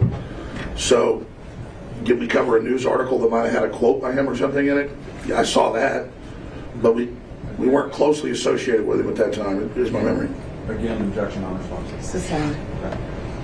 With respect to Mr. Halbig, I believe you testified also just now. You figured out he was crazy in 2015. Right? Sometime around then, yeah. Okay. And in fact, though, did you see Mrs. Pa's testimony? Where she said the company received emails from Wolfgang Halbig as early as 2014 that they thanked him for, that they knew were crazy. Did you see that testimony? I did not see that testimony. Okay, and you understand that she talked to all your employees, right? Like she went and interviewed people and figured out what they thought about Mr. Halbig. You understand that happened? That's what we hired her to do. She talked to you too, right? Yes. When she went in there and testified under oath on behalf of the company, that the company, in 2014, knew he was crazy and was thanking him for the things he was providing that were crazy, right? Well, that's not my understanding of it, so. Okay. Well, at least you here saying that you knew by 2015 he was crazy. So certainly we shouldn't see any things that Mr. Halbig said on the show after 2015, should we? I told you that the dates all blur together. Sure, Mr. Jones. I understand. Wah, wah, wah. So it could have been, heck, maybe just yesterday you realized that Mr. Halbig was going to be a huge liability for you, right? No, it was a long time ago. Okay. Let's talk about a little 2015. You said you stopped covering Sandy Hook in 2015. At some point. Right, and I believe Mr. Reynal put Exhibit 31 in front of you, right? You know the list of videos? Yes. When you made notes on? No, I wasn't allowed to have the list. Right, but you made notes on that video? On that list? I watched it, and I made some notes so I could try to accurately answer the questions. Okay, and you testified from that stopping in July 2015, which is the last video we have on that list in 2015, that for the next 16 months you didn't cover Sandy Hook. That's what you said. I did not testify from it. I wasn't allowed to have it. No, I'm telling you right now. I'm just telling you the video. July 2015 is the last one we have on that list. And we know you reviewed that list to calculate how long you didn't cover Sandy Hook. And you're going to tell me from July 2015 for the next 16 months you didn't cover Sandy Hook. Not in the list we have. We've tried to find everything. Okay. Can you put up Exhibit 73 for me? Now you understand I don't have all your videos about Sandy Hook either. You understand that, right? Correct, Mr. Jones? If you say so. No, how about you say so? You understand that, right? We have located what we were able to find. We believe it's almost all of it. Now, you remember Rob Dew testifying as your corporate representative. God knows where all the videos are. You remember that? Well, that's deplatforming. Because The objection non-responsive. Do you remember what Rob Dew saying? Just answer the question, No, I don't. Mr. Jones. Thank you. See this email right here? You've seen it a few times in this lawsuit, haven't you? yes, This is Mr. Watson warning you, not in June 2015, not in March 2015, but he is warning you in December 2015 that this Sandy Hook stuff is killing us, correct? yes. I think we can surmise pretty easily from this email that in July 2015 he did not put a ban on Sandy Hook. And in fact, there are videos that we don't have that Mr. Watson is talking about. You'd agree with me? I mean, I don't know that, and that's us trying to get him to not talk about it. Is that what that is? That's you trying to... I think that's Mr. Watson telling you, Mr. Jones, a warning. Right? No, I was telling people not to cover it too. Really? Who Yes. was you telling that to? Everybody. Don Salazar, Rob Dew, because they were still convinced it didn't happen. Now, I know you said that Mr. Schroyer came later, so maybe he didn't hear the instruction, right? Yes. Okay, we'll get to that in a minute. Let's talk a little more about 2015. You talked about Dan Badani, right? Yes. During that period. And you described him as a part-time reporter, right? If that, by the end, yes. If that. Maybe not even a part-time reporter, right? That's what Well, you're he was saying? a full-time reporter for a while, and then we let him go, and he went back to Connecticut, or I think Rhode Island's where he lived, and then He went out and did some So stuff. before we go any further, I just want to make sure now we have what the testimony as is. He was a part-time reporter, but now he's a full-time reporter? Which is it? No. He first came, he entered some contests and stuff. I wasn't a reporter then. He came down to Austin and was a full-time employee for I feel like this is a slam dunk trial, but the Sandy Hook parents' lawyer that's talking right now just doesn't seem like he's handling it that well. some things. You see his testimony in the courtroom when it was played? Were you here for that? No. So I'm guessing you also, even unless you heard it secondhand, you didn't see Mr. Badani testify that he was a producer for the Alex Jones show and spent 6 days a week with you. You didn't see that? Well, that's not true. Okay, Mr. Badani's lying. I think he's mistaken. Okay. And the truth is, you didn't fire him until late 2016 when he embarrassed you at a Trump rally. You remember us talking about that? Me and you? I don't remember that. Okay.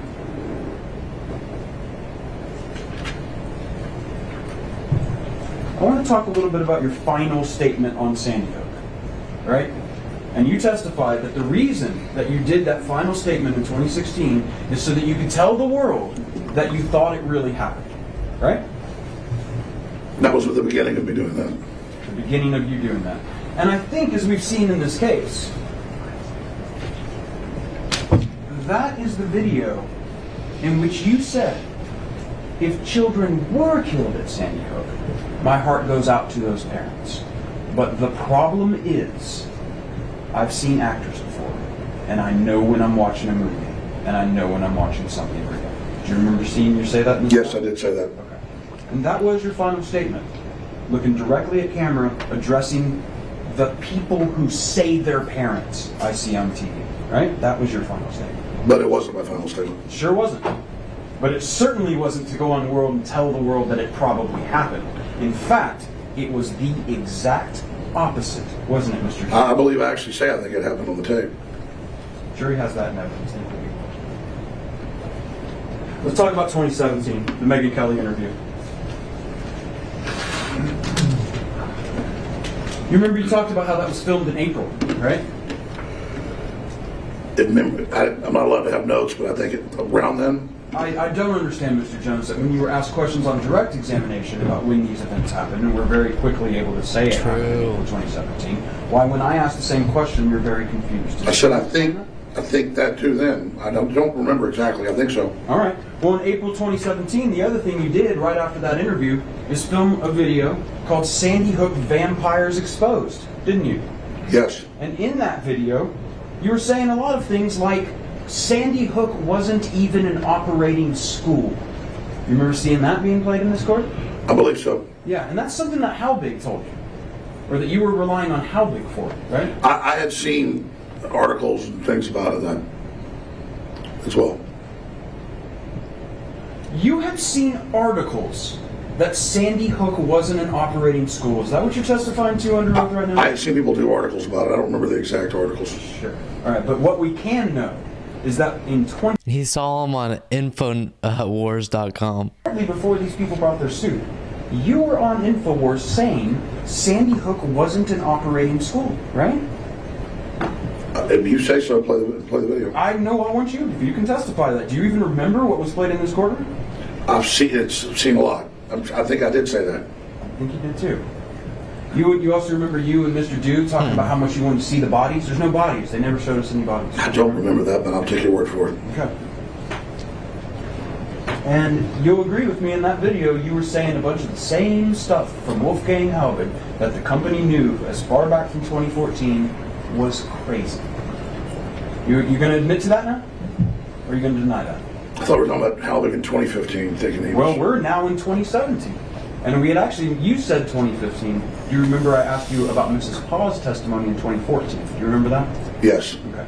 So what I'm asking you now is that whether it's you in 2015 knowing it, or whether Ms. Paul says the company knew it in 2014, regardless of which one of those, that was years later in 2017, Infowars is still publishing the things from Halbig it knows are crazy. I hadn't read those emails, so I don't... Hold on, Mr. Jones. Hold on.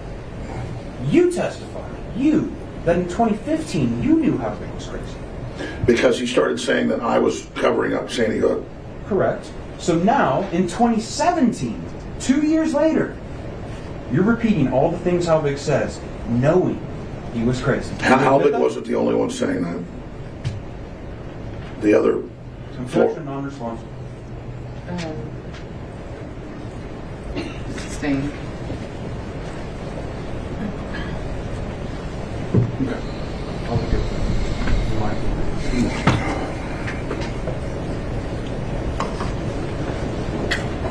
Let's talk about Plaintiff's Exhibit 21, which is the video that your attorney played. That 17-minute video that was on, I believe, the day before your Megyn Kelly video was going to air. Yes, I And think. I think you would agree with me that you were trying to urge NBC not to air it. Correct? Yes. Okay. Now, I noticed that you said in that video that the media never quotes what I said. Right? They always just try to paraphrase it. They don't actually use the real quotes. Right? In general, yes. Okay. But 0 Point Now, this anonymous blogger, he did quote what you said, and you said he did a good job. I want him to write for me, man. You remember hearing that in the video? Yes. Okay. And then you went through what 0 Point Now was quoting about what you said about Sandy Hook, right? Yes. Okay. And one of those things in 2017 was you saying that the Sandy Hook website had no internet traffic during the years when the shooting supposedly happened. That was my memory. Right. And that wasn't true. I meant the quotes where I said I think Sandy Hook happened. I like the fact that that was quoted. That was the whole point. Mr. Jones, in that video, you went down and read these questions about these false things about Sandy Hook. You did that in that video.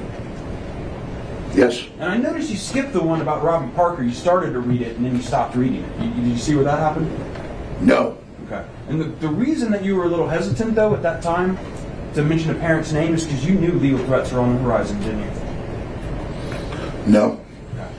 The things you did say, though, that were quoted from you, that you wanted to repeat to your audience, because they had done such a good job of covering you, was also that the police were eating their food inside of the school in the crime scene. Right? You remember that? I don't remember. You don't remember what we just watched 10 minutes ago? I missed that part. Okay. Do you remember them talking about the FBI crime stats saying no one killed in Sandy Hook that you read in that 2017? That was the headlines, yes. What headline? Your headline. That's what it said. No, it didn't, Mr. Jones. You admit that now? The FBI did not have a crime stat. I mean, I admit we later learned that in the full report, they don't report those in that state. They do, I think, everywhere else. Mr. Jones, we've heard a lot of testimony about the FBI crime stat and how that got wrong. We heard that from Mr. Salazar. Were you in the courtroom for that? I think I was in there for part of it. Okay. So you probably heard Mr. Salazar how he messed that up, right? I mean, I think we admit we messed that up. Right, but you were still saying it in 2017. At a time where you want this jury to believe you were saying it really happened, you in 2017 were saying the FBI says nobody died. I said it on the video. I thought it happened like 5 times. Yeah, just like Megyn Kelly said in your interview, you want to have it all ways, don't you, Mr. Jones? No, I think Sandy Hook happened. Yeah, but if Sandy Hook happened, then that means there's not an FBI crime stat where nobody died. It means that there was website traffic. It means that nobody ate their food inside the school. All these things you're saying are false. Right? I'd have to review all of it again. 10 minutes ago, we saw a video of you saying no EMTs entered the building. Do you remember that? You remember saying that? I mean, I'd have to see the timelines of what you're speaking about. I'm asking you if when we broke from your break, when your attorney put up the video that he really wanted this jury to see how fair you were being about Sandy Hook, you said no paramedics entered the building. Right? In a certain time frame. What do you mean by that? I'd have to see the time frame you're talking about. What do you mean time frame? You said they never entered the building. Never entered it? That's what you said. Well, and you said that for years. I think you're taking it out of context. Right, because they had to keep him out of the building, because otherwise you'd have to pay off all the EMTs. Because they'd get in the building and they'd see there's no bodies. That's what you told your audience. You've told them that many times. I don't remember what you're talking about. Sure.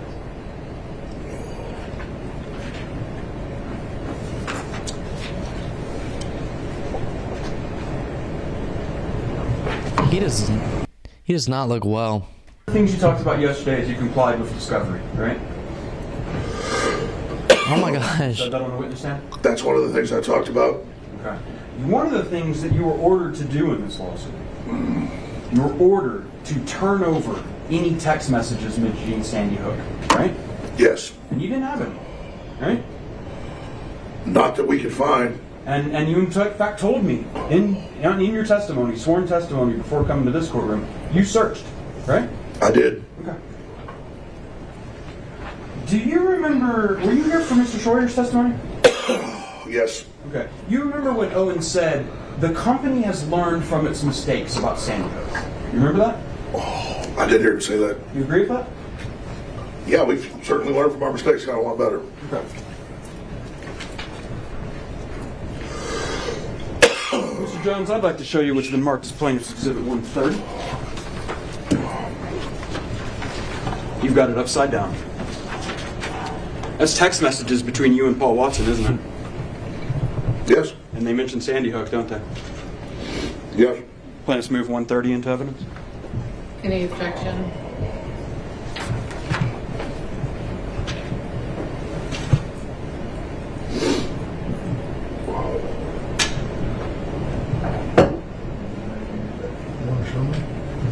What's that? Show you where what? No objection. Plaintiff's 130 is admitted. Can you bring in 130? This is a whack trial. Just Alex Jones coughing his lungs out in the background. Let's zoom in on the little article up in the corner. Yeah, you've got it upside down. I'm going to walk over to this to you so we can kind of point it. I know it's a little hard to read. You may be able to read it a little better on your screen. But this is a zoom of Mr. Watson has sent you a screenshot from Infowars.com, correct? It appears to be. Yeah, and it has an article here, right? Yes. And it says, staged. Video shows hospital using dummies in ER for coronavirus footage. Is that what it says? Oh my gosh. Oh my I gosh. believe so. Let's go to the first message. They need to get an EMT in here right now.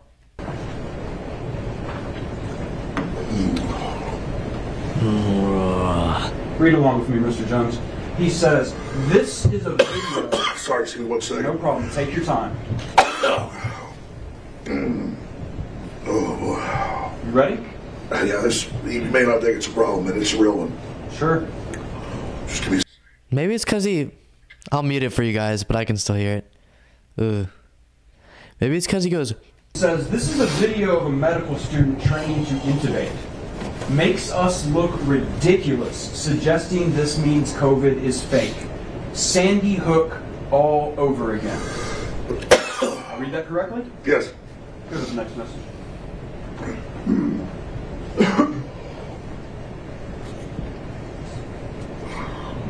What'd you tell Mr. Watson? I get it. Mr. Jones, it's true that this article is right now live on Infowars.com. I can pull it up, right? I've never seen this text message. I guess you guys got Paul's. My phone didn't save them. So that's fine with me. Your phone didn't save this text message. I told you guys I gave it to the lawyers and said they drained the phone, they didn't find that stuff. I don't have my phones. You gave it to the lawyers. They were supposed to find this. That's what your testimony is? No, I searched it as well. I mean, so you guys have all this stuff and you say we didn't give you anything. It's Mr. ridiculous. Jones, you know how an iPhone works, right?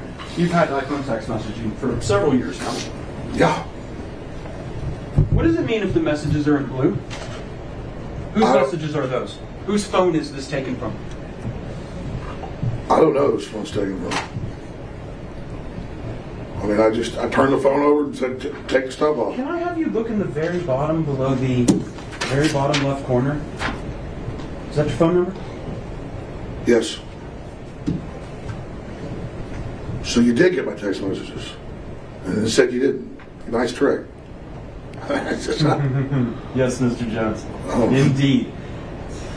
You didn't give this text message to me. You don't know where this came from. Do you know where I got this? No. Mr. Jones, did you know that 12 days ago,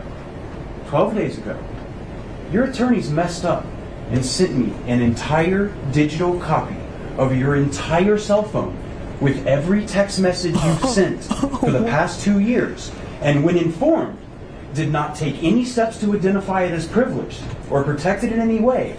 And as of 2 days ago, it fell free and clear into my possession. And that is how I know you lied to me when you said you didn't have text messages about Sandy Hook. Did you know that? I told you the truth. This is your Perry Mason moment. I gave them my phone, and then Mr. Jones, you need to answer the question. No, Did you know this happened? no, I didn't know this happened. But I mean, I told you I gave them the phone over. Just And answer the question. you said in your deposition, you searched your phone. You said you pulled down the text, did the search function for Sandy Hook. That's what you said, Mr. Jones, correct? And I had several different phones with this number, but I did, yeah. Well, of course. I mean, that's why you got it. No, Mr. Jones, that's not what happened. My lawyer said This it is to crazy. you, but I'm hiding it. Okay. Mr. Jones, Mr. Jones, please just answer questions. There's no question. Mr. Bankston also only asked questions. Sure. Mr. Jones, in discovery, you were asked, do you have Sandy Hook text messages on your phone? And you said no, correct?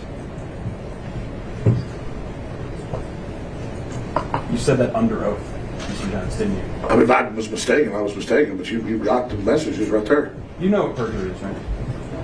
I just want to make sure you know before we go any further. You know what it is. Yes, I do. I mean, I'm not a tech guy. I told you I gave in my testimony the phone to the lawyers before or whatever, and so you got my phone, but we didn't give it to you. No, Mr. Jones. One more time. And please remember, if you need to assert the Fifth Amendment, you can. I need to know that you can do that. But you testified under oath previously that you Oh my personally gosh. searched your phone for the phrase Sandy Hook, and there were no messages. You said that under oath. Yes. And you lied when you said it. No, I did not lie. Emails. You testified yesterday you don't have it. You got rid of your email 10 years ago. InfoWars email. Oh, so now it's InfoWars. You do use email though, don't you? Not. It's like household stuff and things like that. So it's... I don't personally send emails. Sure. My assistant does, and it's for like broken sprinklers or whatever. Okay. So you don't have emails about Sandy Hook. You don't have emails about this case. You got hundreds of thousands of our emails. None from you. And I didn't get hundreds of thousands of emails. Most of those, in fact, you would agree with me, nearly every email you've produced to me outside of maybe 100 are emails of Wolfgang Halbig and Jim Fetzel. Because they sent you thousands of emails, right? I mean, I quit opening email and using it before Sandy Hook. Okay. So you have, in other words, if somebody was to tell me, oh, I have emails from Mr. Jones that he wrote about this case in the past couple of years, that person would be lying? You're telling the truth? Somebody else has got my InfoWars email because I haven't been using it That's not qualified, Mr. Jones. You know in this case, Oh you my were gosh, asked this to is produce intense. your emails, any emails you had about Sandy Hook. Why does his lawyer send the... It was an accident sending all those texts to the other lawyer? told my IT people, go, you got all that stuff. No, Mr. Jones, I'm saying in deposition, under oath, sworn to God, you said you don't have any emails with Sandy Hook because you don't use email, right? I mean, I think I haven't been using InfoWars email, and it's got to be a decade or longer in my memory. We're with Infowars.com email. No, Mr. Jones. No. That's not what I'm asking. You notice when Mr. Watson emailed you, right? He didn't have an InfoWars email address, does he? He has like Paul Watson at sky.com. It's a UK email address. Did you know Yes. that? Right. We asked for all emails. And you told us you don't use email and there are no emails for Sandy Hook. That's what you said under oath, isn't it? There might be, I'm sure there might be like privileged emails where like lawyers are requesting documents or stuff about the case. Mr. Jones. Yeah. First, objection non-responsive. Sustained.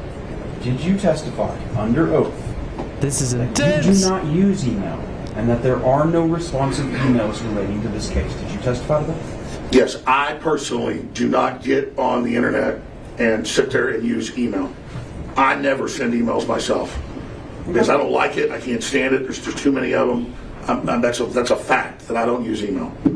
I call people on the telephone.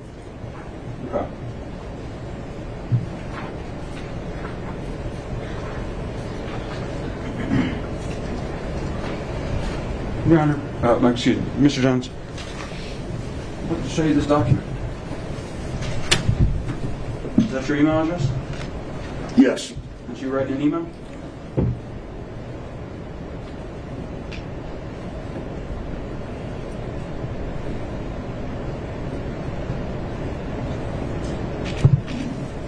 Is that an email, Mr. Jones? Yes, yes. Okay, thank you, Mr. Jones. So, I'm not reading it. This is from, what's this have to do with Sandy Hook? I'm not asking you a question other than that's an email you sent. Let's start there. Can you do that? Can you say that's an email you sent? I must have dictated that to my assistant. Okay, so you would agree with me, there are emails, you got a little thing, I'm done with that. There are emails that you sassy. sent to your lawyers, your staff, and others concerning your business operations that we requested for, Sandy Hook, other topics that have been requested in this lawsuit.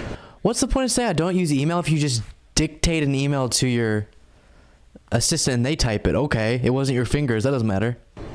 I've dictated emails to people, and you guys have gone and gotten other people to give you their emails.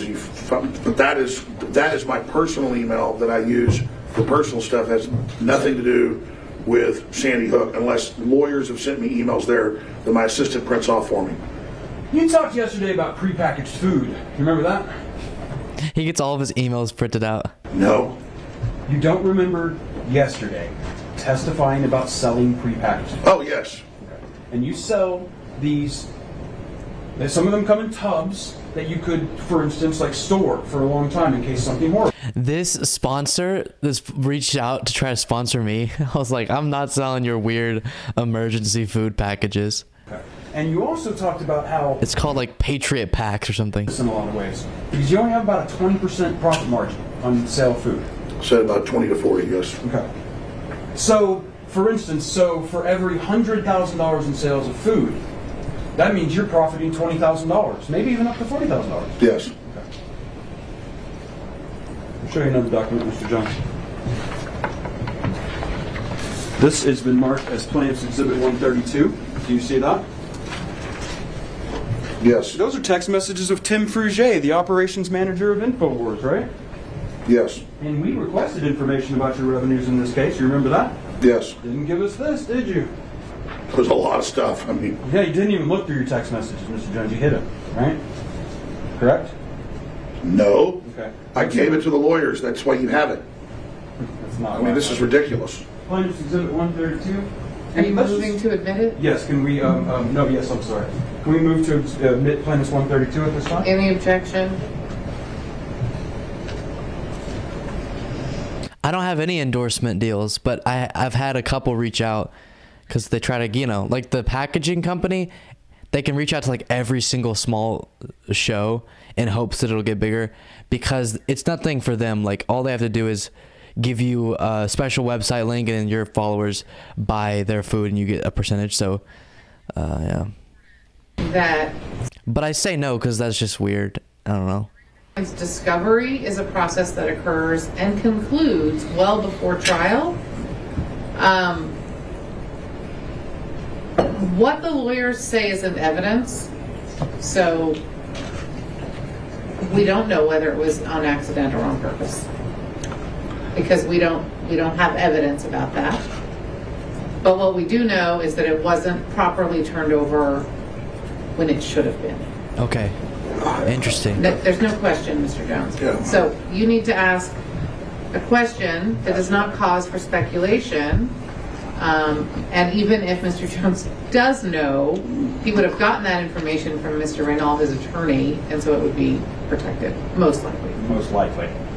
Mr. Jones, you know what Bates numbers are, right? We've talked about the main. I believe that's these.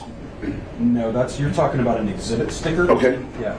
Remember, we've talked in deposition before that there are Bates numbers on the bottoms of documents that your company produces for this lawsuit, and they start with FSSTX, and then they have a long number after it. Okay. No Bates number on this, is there? But it was, I gave it to the lawyers, like I told you at the start of this testimony. Mr. Jones, Yeah. Mr. Jones, I know it's hard, but I know you can do it. All right. The question, there's no base number on this document. No, there's is not. there? Thank you, and please don't interrupt me or the lawyers. Let's display 132.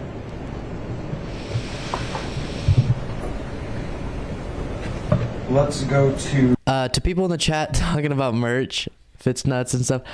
I think I gotta get a little bigger before I invest time, energy, and capital in the merch game.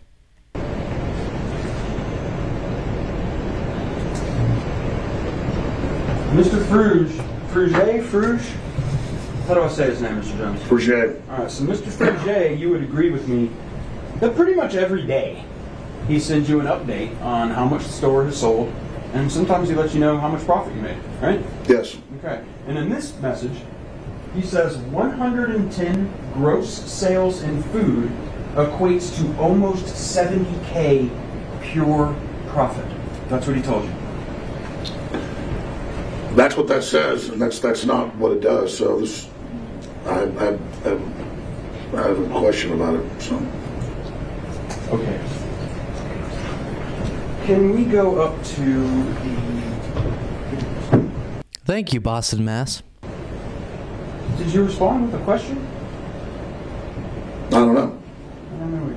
Let's pull up the big book. Yeah, that one.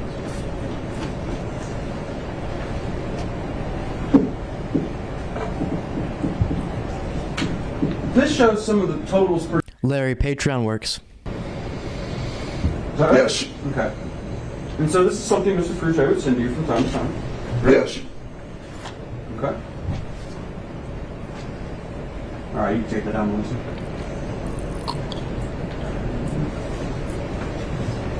I think it's clear, would you agree with me, to everyone in this courtroom, that the statement that you only get 20% or 40% profit margin on food was not true? No, I can bring those numbers in here and show you that. Well, I asked you for those numbers.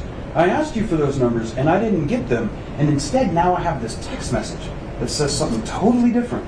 Do you think, in those circumstances, anyone should believe a word you say? I'm confused by that because that's not the margin on it. I wish that was the margin.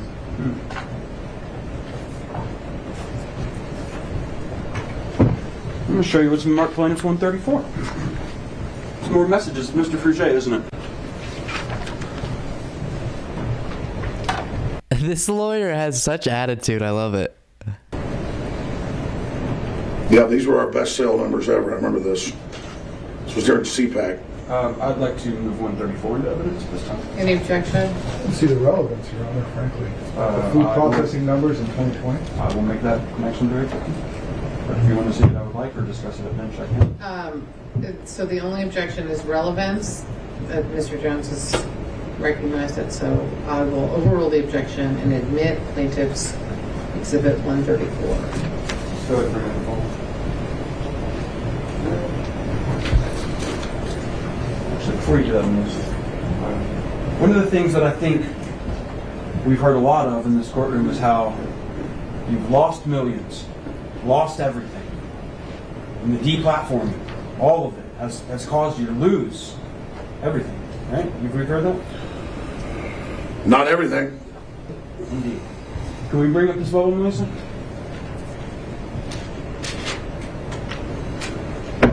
Now, we've seen some revenue numbers. You remember that in Plaintiff's Exhibit 35 that you testified about? Do you remember that? Yes. Okay. And in those revenue figures, you would agree with me that generally speaking, between 2016 and 2018, InfoWars was making somewhere between $100 and $2,000 a day in sales. Yes. Okay. A And we day? see here that that's not always true, is it?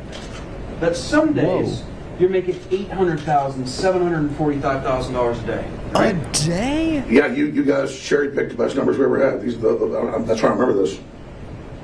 Right, Mr. Jones. So what I'm saying is, Smokes. well after your deplatforming, your numbers kept getting better. You kept having better days. No, it's deplatforming. It's gone down. This was Lose everything, right? Whoa. You heard that? not everything. What just happened? Indeed. Can we bring up this level, Melissa? Why is our broadcast so weird? mean, because I remember these numbers. Sure. But, the problem is, Mr. Jones, I have the very limited years of revenue that you've provided, but I don't have anything else, do I, from you on that? Not until this, right? You guys have been given the gross numbers that they're accurate. Okay, Mr. Jones. $800,000 a day. If you cut that pace up, I'm not quitting anything. What are you talking about, Doug? 'cause I don't have it. Well, that's one day out of here. I'm asking you, Mr. Jones, please let me finish my question. Can you do that for me? You need to respond verbally so she understands. Yes. Type it down. Thank you, Mr. Jones. If you're able to keep up that pace for the rest of that year, if you're able to launch more of these specials and sales, and you can keep going at $800,000 a day, that would come out to an average of something like $300 million in a year. That's about right? Gross, yes.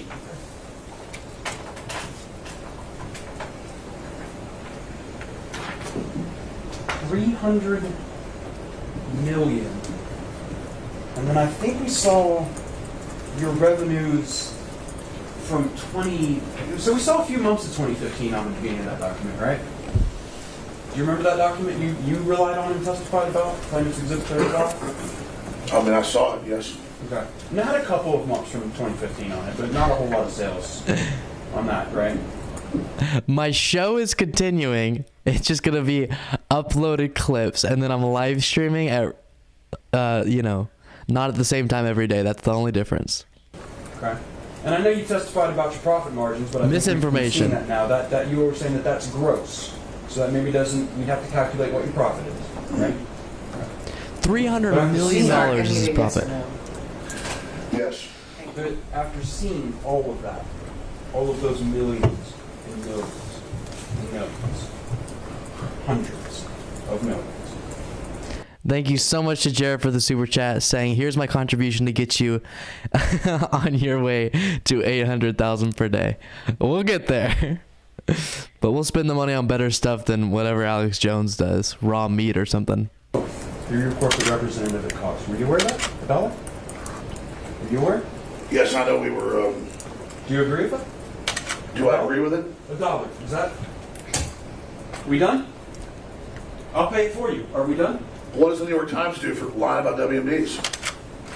I don't think there's any point in asking you any more questions. Okay. All right, Mr. Reno? Yeah, approach him. Me? Briefly. Yes? Wait. Mr. Mason?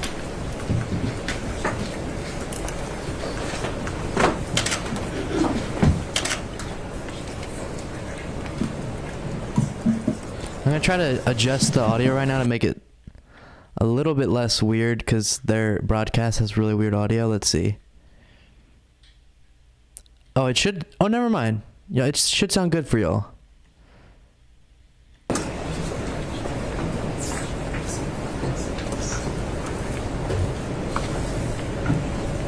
Thank you so much to Jack for the super chat saying, here's my $5 to 799,990 balance. There we go. We're on our way. To produce the relevant documents. Yes. You've cooperated with us in every way. Yes. You've trusted us to do a good job and turn over what we need to turn over. Yes. When we're supposed to turn it over. Yes.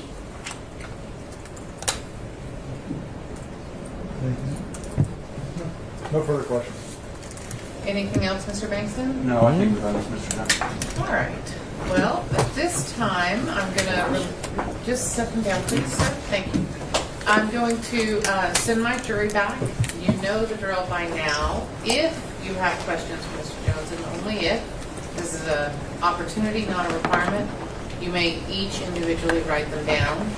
I would like to go ahead and finish this before lunch.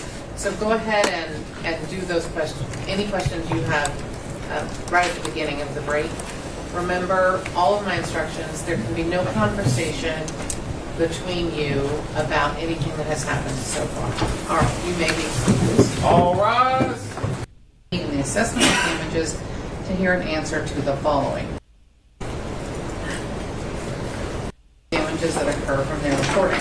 If If the answer is yes, what accountability do you accept for the actions of your listeners and guests? And if the answer is no, why here you does the go. free speech Jury system questions. capitalize on the opportunity to act better than the mainstream, in quotes, media by not asserting information recklessly in their reporting?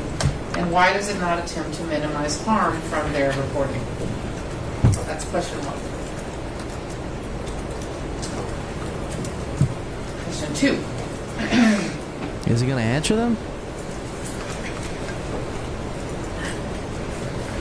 I have is, I am concerned that this question, without testimony from a legal expert Shut up, or the Doug. like, is going to lead the jury to think. Terrible what happens, but it's very. Here we go. Or you can bring the jury in.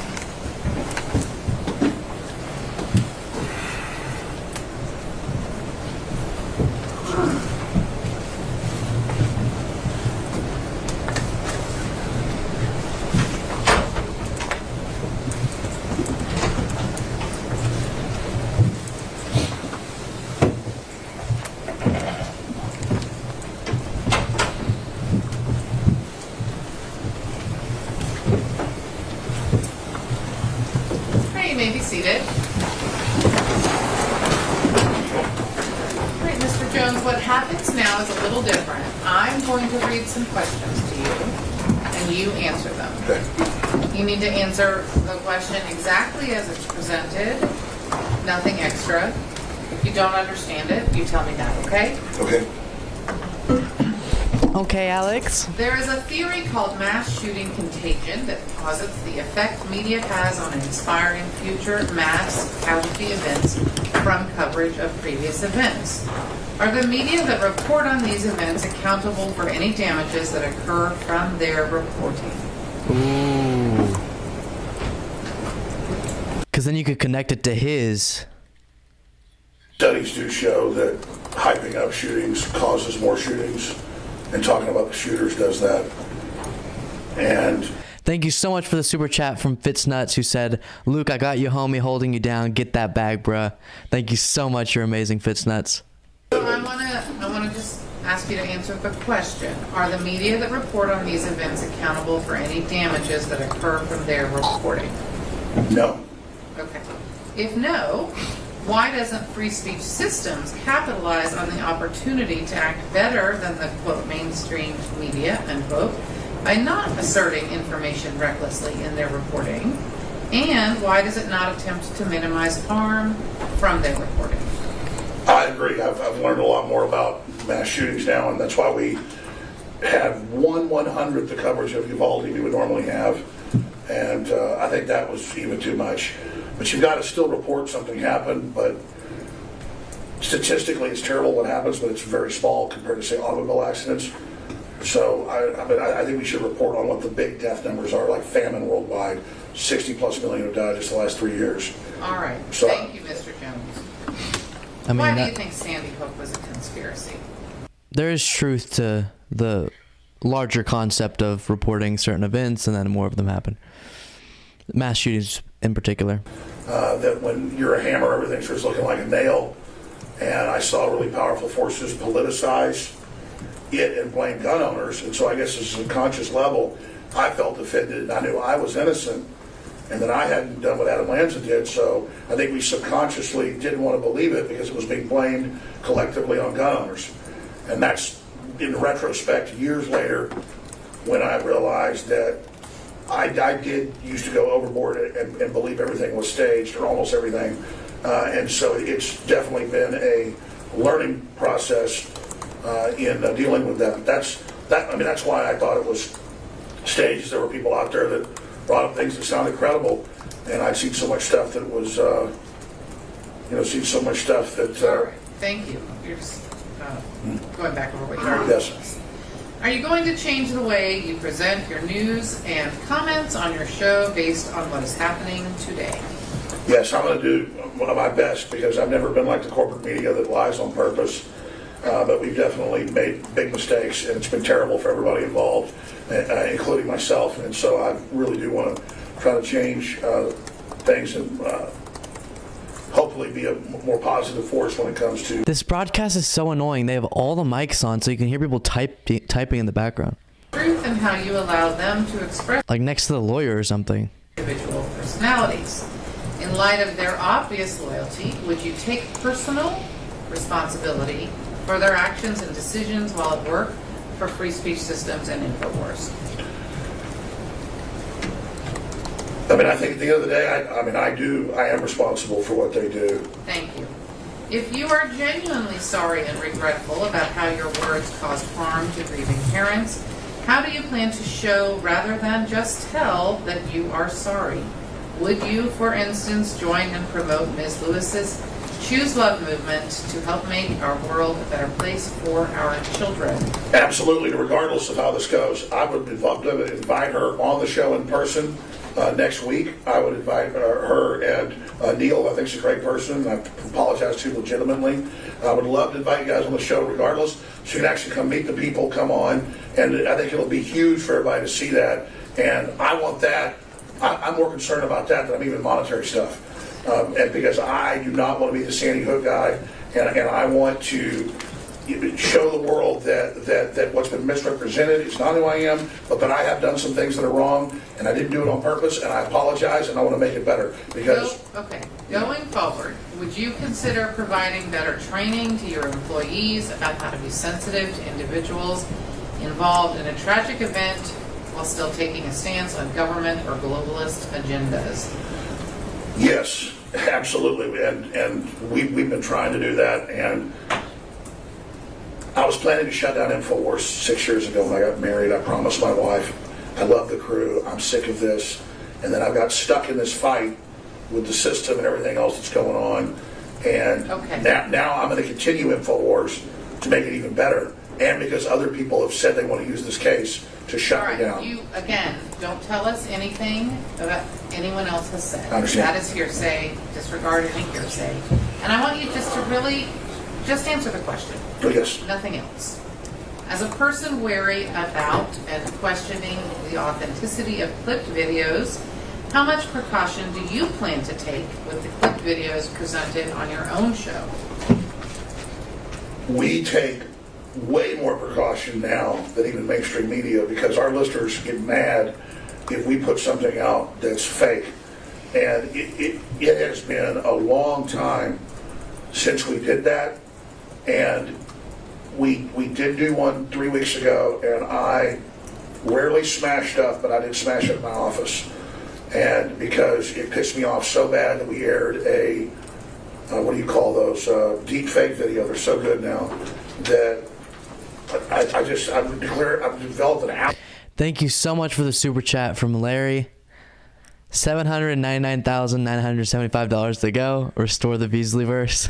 Thank you so much, Larry. Who does enough bad stuff on his own without us putting it. We didn't do it. It looks so good on Twitter that we put a fake video out. All right. Thank you. The defense has testified InfoWars mentioned Sandy Hook less than 0.5% of the time. Is it your stance that there should be no punishment for breaking the law as long as it is done only on rare occasions? Can you read that again, please? Yes, I can. The defense has testified InfoWars mentions Sandy Hook less than 0.5% of the time. Is it your stance that there should be no punishment for breaking the law as long as it's done only on rare occasions? Well, this is civil, but there is a law of right and wrong, and we have paid a massive price for the mistakes we made. Okay, Mr. Jones. Yes, read it again, please. Is it your stance that there should be no She's punishment for breaking the law as long as it's done only on rare occasions? Yes or no? That's, it's not. No, I don't think, even when people do stuff on accident, I think they're still somewhat culpable. But I did not do this consciously. No, Mr. Jones, right. That's not the question. What is your definition of blue collar? I'm talking about people who I think are great, who are working so hard that they don't have time to be involved in the weird esoteric bubbles of the liberals or the conservatives or anybody. I can't even keep track of what the liberals are doing or the conservatives, the libertarians or the transhumanists. So your definition of blue collar is people who work so hard they can't follow all these things you're saying. What is your definition of blue collar? My definition of blue collar is the working man and woman who She keep is their head down, mad. keep the I whole love world it. running, and in my experience, generally are not even paying attention to politics. Where did you get the idea that jury are all blue collar? I mean, I've seen statistically, I read in news articles in Austin that a lot of times it's. Okay, don't tell us what you've read, remember? Where did I hear? No. What did I think? Yeah, it's a bad question. Where did you get the idea? Because if the place you got the idea is from someone else, then you can't tell us that. Yeah, then, So that's a tough question then. I'll ask you. I'll agree with that. Okay. What compensation would you believe to be appropriate? Ooh. What compensation do I think appropriate? Despite these numbers that were presented the best week we ever had, that's when COVID was starting, and there was a run on storable food nationwide, and so they. Mr. Jones. No, I'm just saying. We don't. Well, What speaking of compensation would you believe to be appropriate? It doesn't really matter about that. I understand, but I can answer the question however I wish. I'm not barred from talking about where we're at financially. No, you are at this stage. Right now, the question is what compensation. Based on the damage that you did to the families, how much do you think is worth it? Compensation above $2 million will sink us and we'll be shut down. No, appropriate, not to you. Appropriate for what happened to them. I mean, I think it's appropriate for whatever you decide you want to do, Okay. and because I'm really. And no way $2 million would sink it. He's making $300 million per year. That you are speaking as a pundit and not as a journalist. Thousands and thousands of times, but this is my opinion. You should research what I'm saying. All this stuff we're covering is other people's opinions. You need to look into this. When I'm really sure about something, I'll be definitive about it sometimes, and I'm usually right.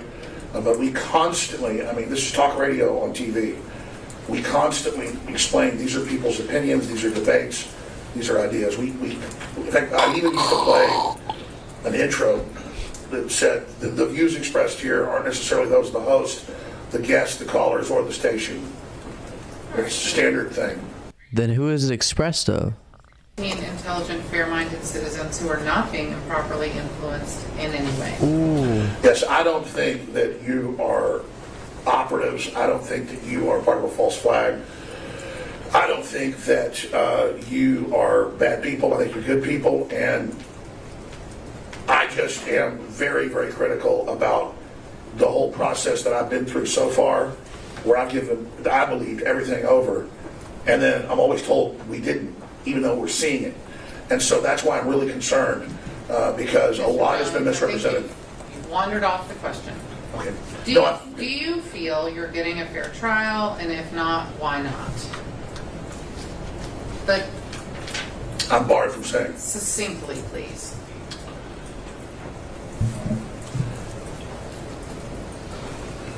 I have been found guilty by a judge, and I thought in America we were found guilty by juries or innocent. There's no guilty or innocence in civil court. I understand. Liable or not. Not Well- guilty. So please don't use the, and you're not a lawyer, that's fine. Okay, well, I've been found liable. Okay, so by a judge, and in all the other cases coming up, I've already been found. So this is a dangerous new system they're setting up, and if people want to get rid of that and get rid of America, it's okay. I understand. We're an old republic. Maybe time for us to go. Okay, but How many employees does InfoWars have currently? we've got about 80 workers and contractors, and well, about 80. What was the annual revenue of InfoWars in the most recent fiscal year? I don't have that number in front of me, but it was, I would imagine, 60, 70 million. Those have been our biggest years, or 60 or 70 million gross. And so if the question is, how much money am I making? No, the question is what was the annual revenue of InfoWars in the most recent fiscal year? But I think you said you don't know. Do you know or not? It is, You can say you don't know for sure. like $70 million right around there. What are some, Okay, so best year 300 million, 70 year was last year. A bunch of employees. Still, you should have cash on hand if you have to pay out, but I understand not having as much as I would have expected. A little internet show, and I'm telling myself this when I'm telling them that you need to really pay attention to what you're doing, because everything you say is going to get looked at and zoomed in on, and even if you didn't mean it for harm, it can be turned around for harm, so you need to really realize you have power. It's like the Spider-Man thing, with great power comes great responsibility. And I definitely have underestimated how powerful InfoWars was, because I'm always thinking of myself as small, and you know, and then I've only realized the last 4 or 5 years how big we are. thank you, Mr. Jones. I appreciate your time and testimony. You may return to council table. Thank you.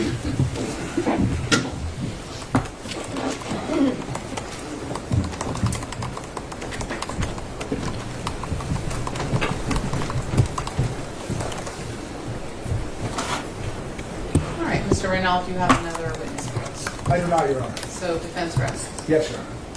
Plaintiff rests and close. Correct, Your Honor. Defense rests and close. Yes, Your Honor. All right.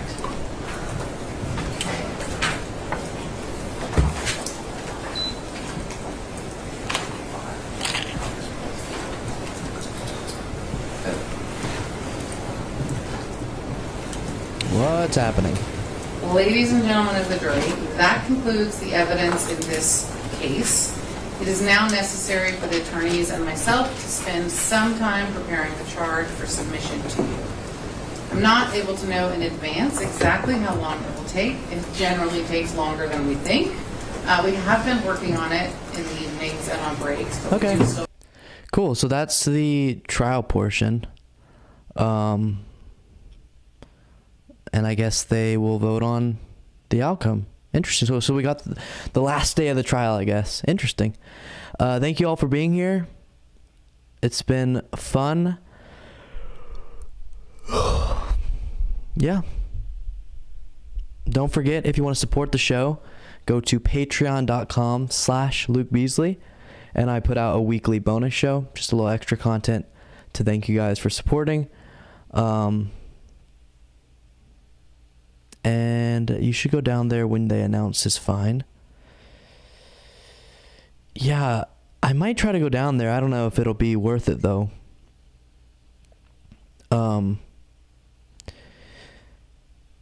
Yeah, I don't know.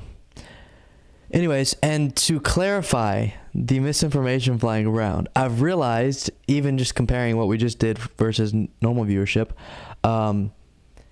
the live news that I do at 5 p.m. Eastern doesn't seem to be garnering the level of interest that just putting out the show in clip form does.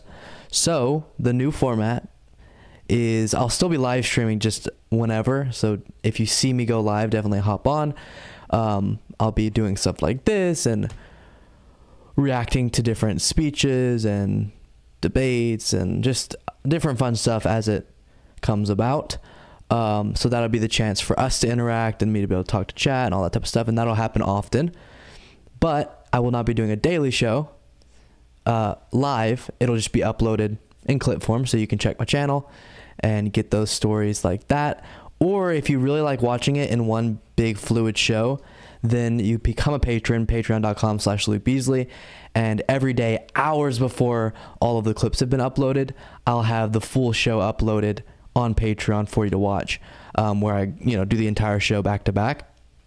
So you can do that. And yeah, so don't expect 5 p.m. Eastern for me to be live is the point. But if you see me go live, which I'll be doing probably at nights most of the time, but maybe midday sometimes as well.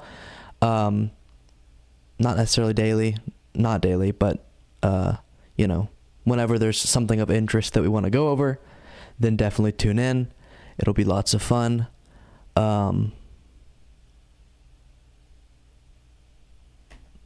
Doug, just tune into the Patreon thing. It'll come quick. Yeah. It'll be lots of fun. Because then I'll have, we can just schedule the live streams around events that are happening. Like when this was live, we could have covered it live, or certain speeches, like Trump and stuff, or any other cool things that are going on. And then definitely show the love on the clips as they're uploaded, because I put in the same amount of work to get those produced and stuff. I just will record it off air and then upload it as a full show on Patreon. Cool. All right. Love you guys. I'll see you very soon. No, I'm not dying. What are you talking about? You're going to be seeing me like 5 videos a day I upload, or 4, and then live streams constantly. What else could you want from me? Ugh. You guys are crazy.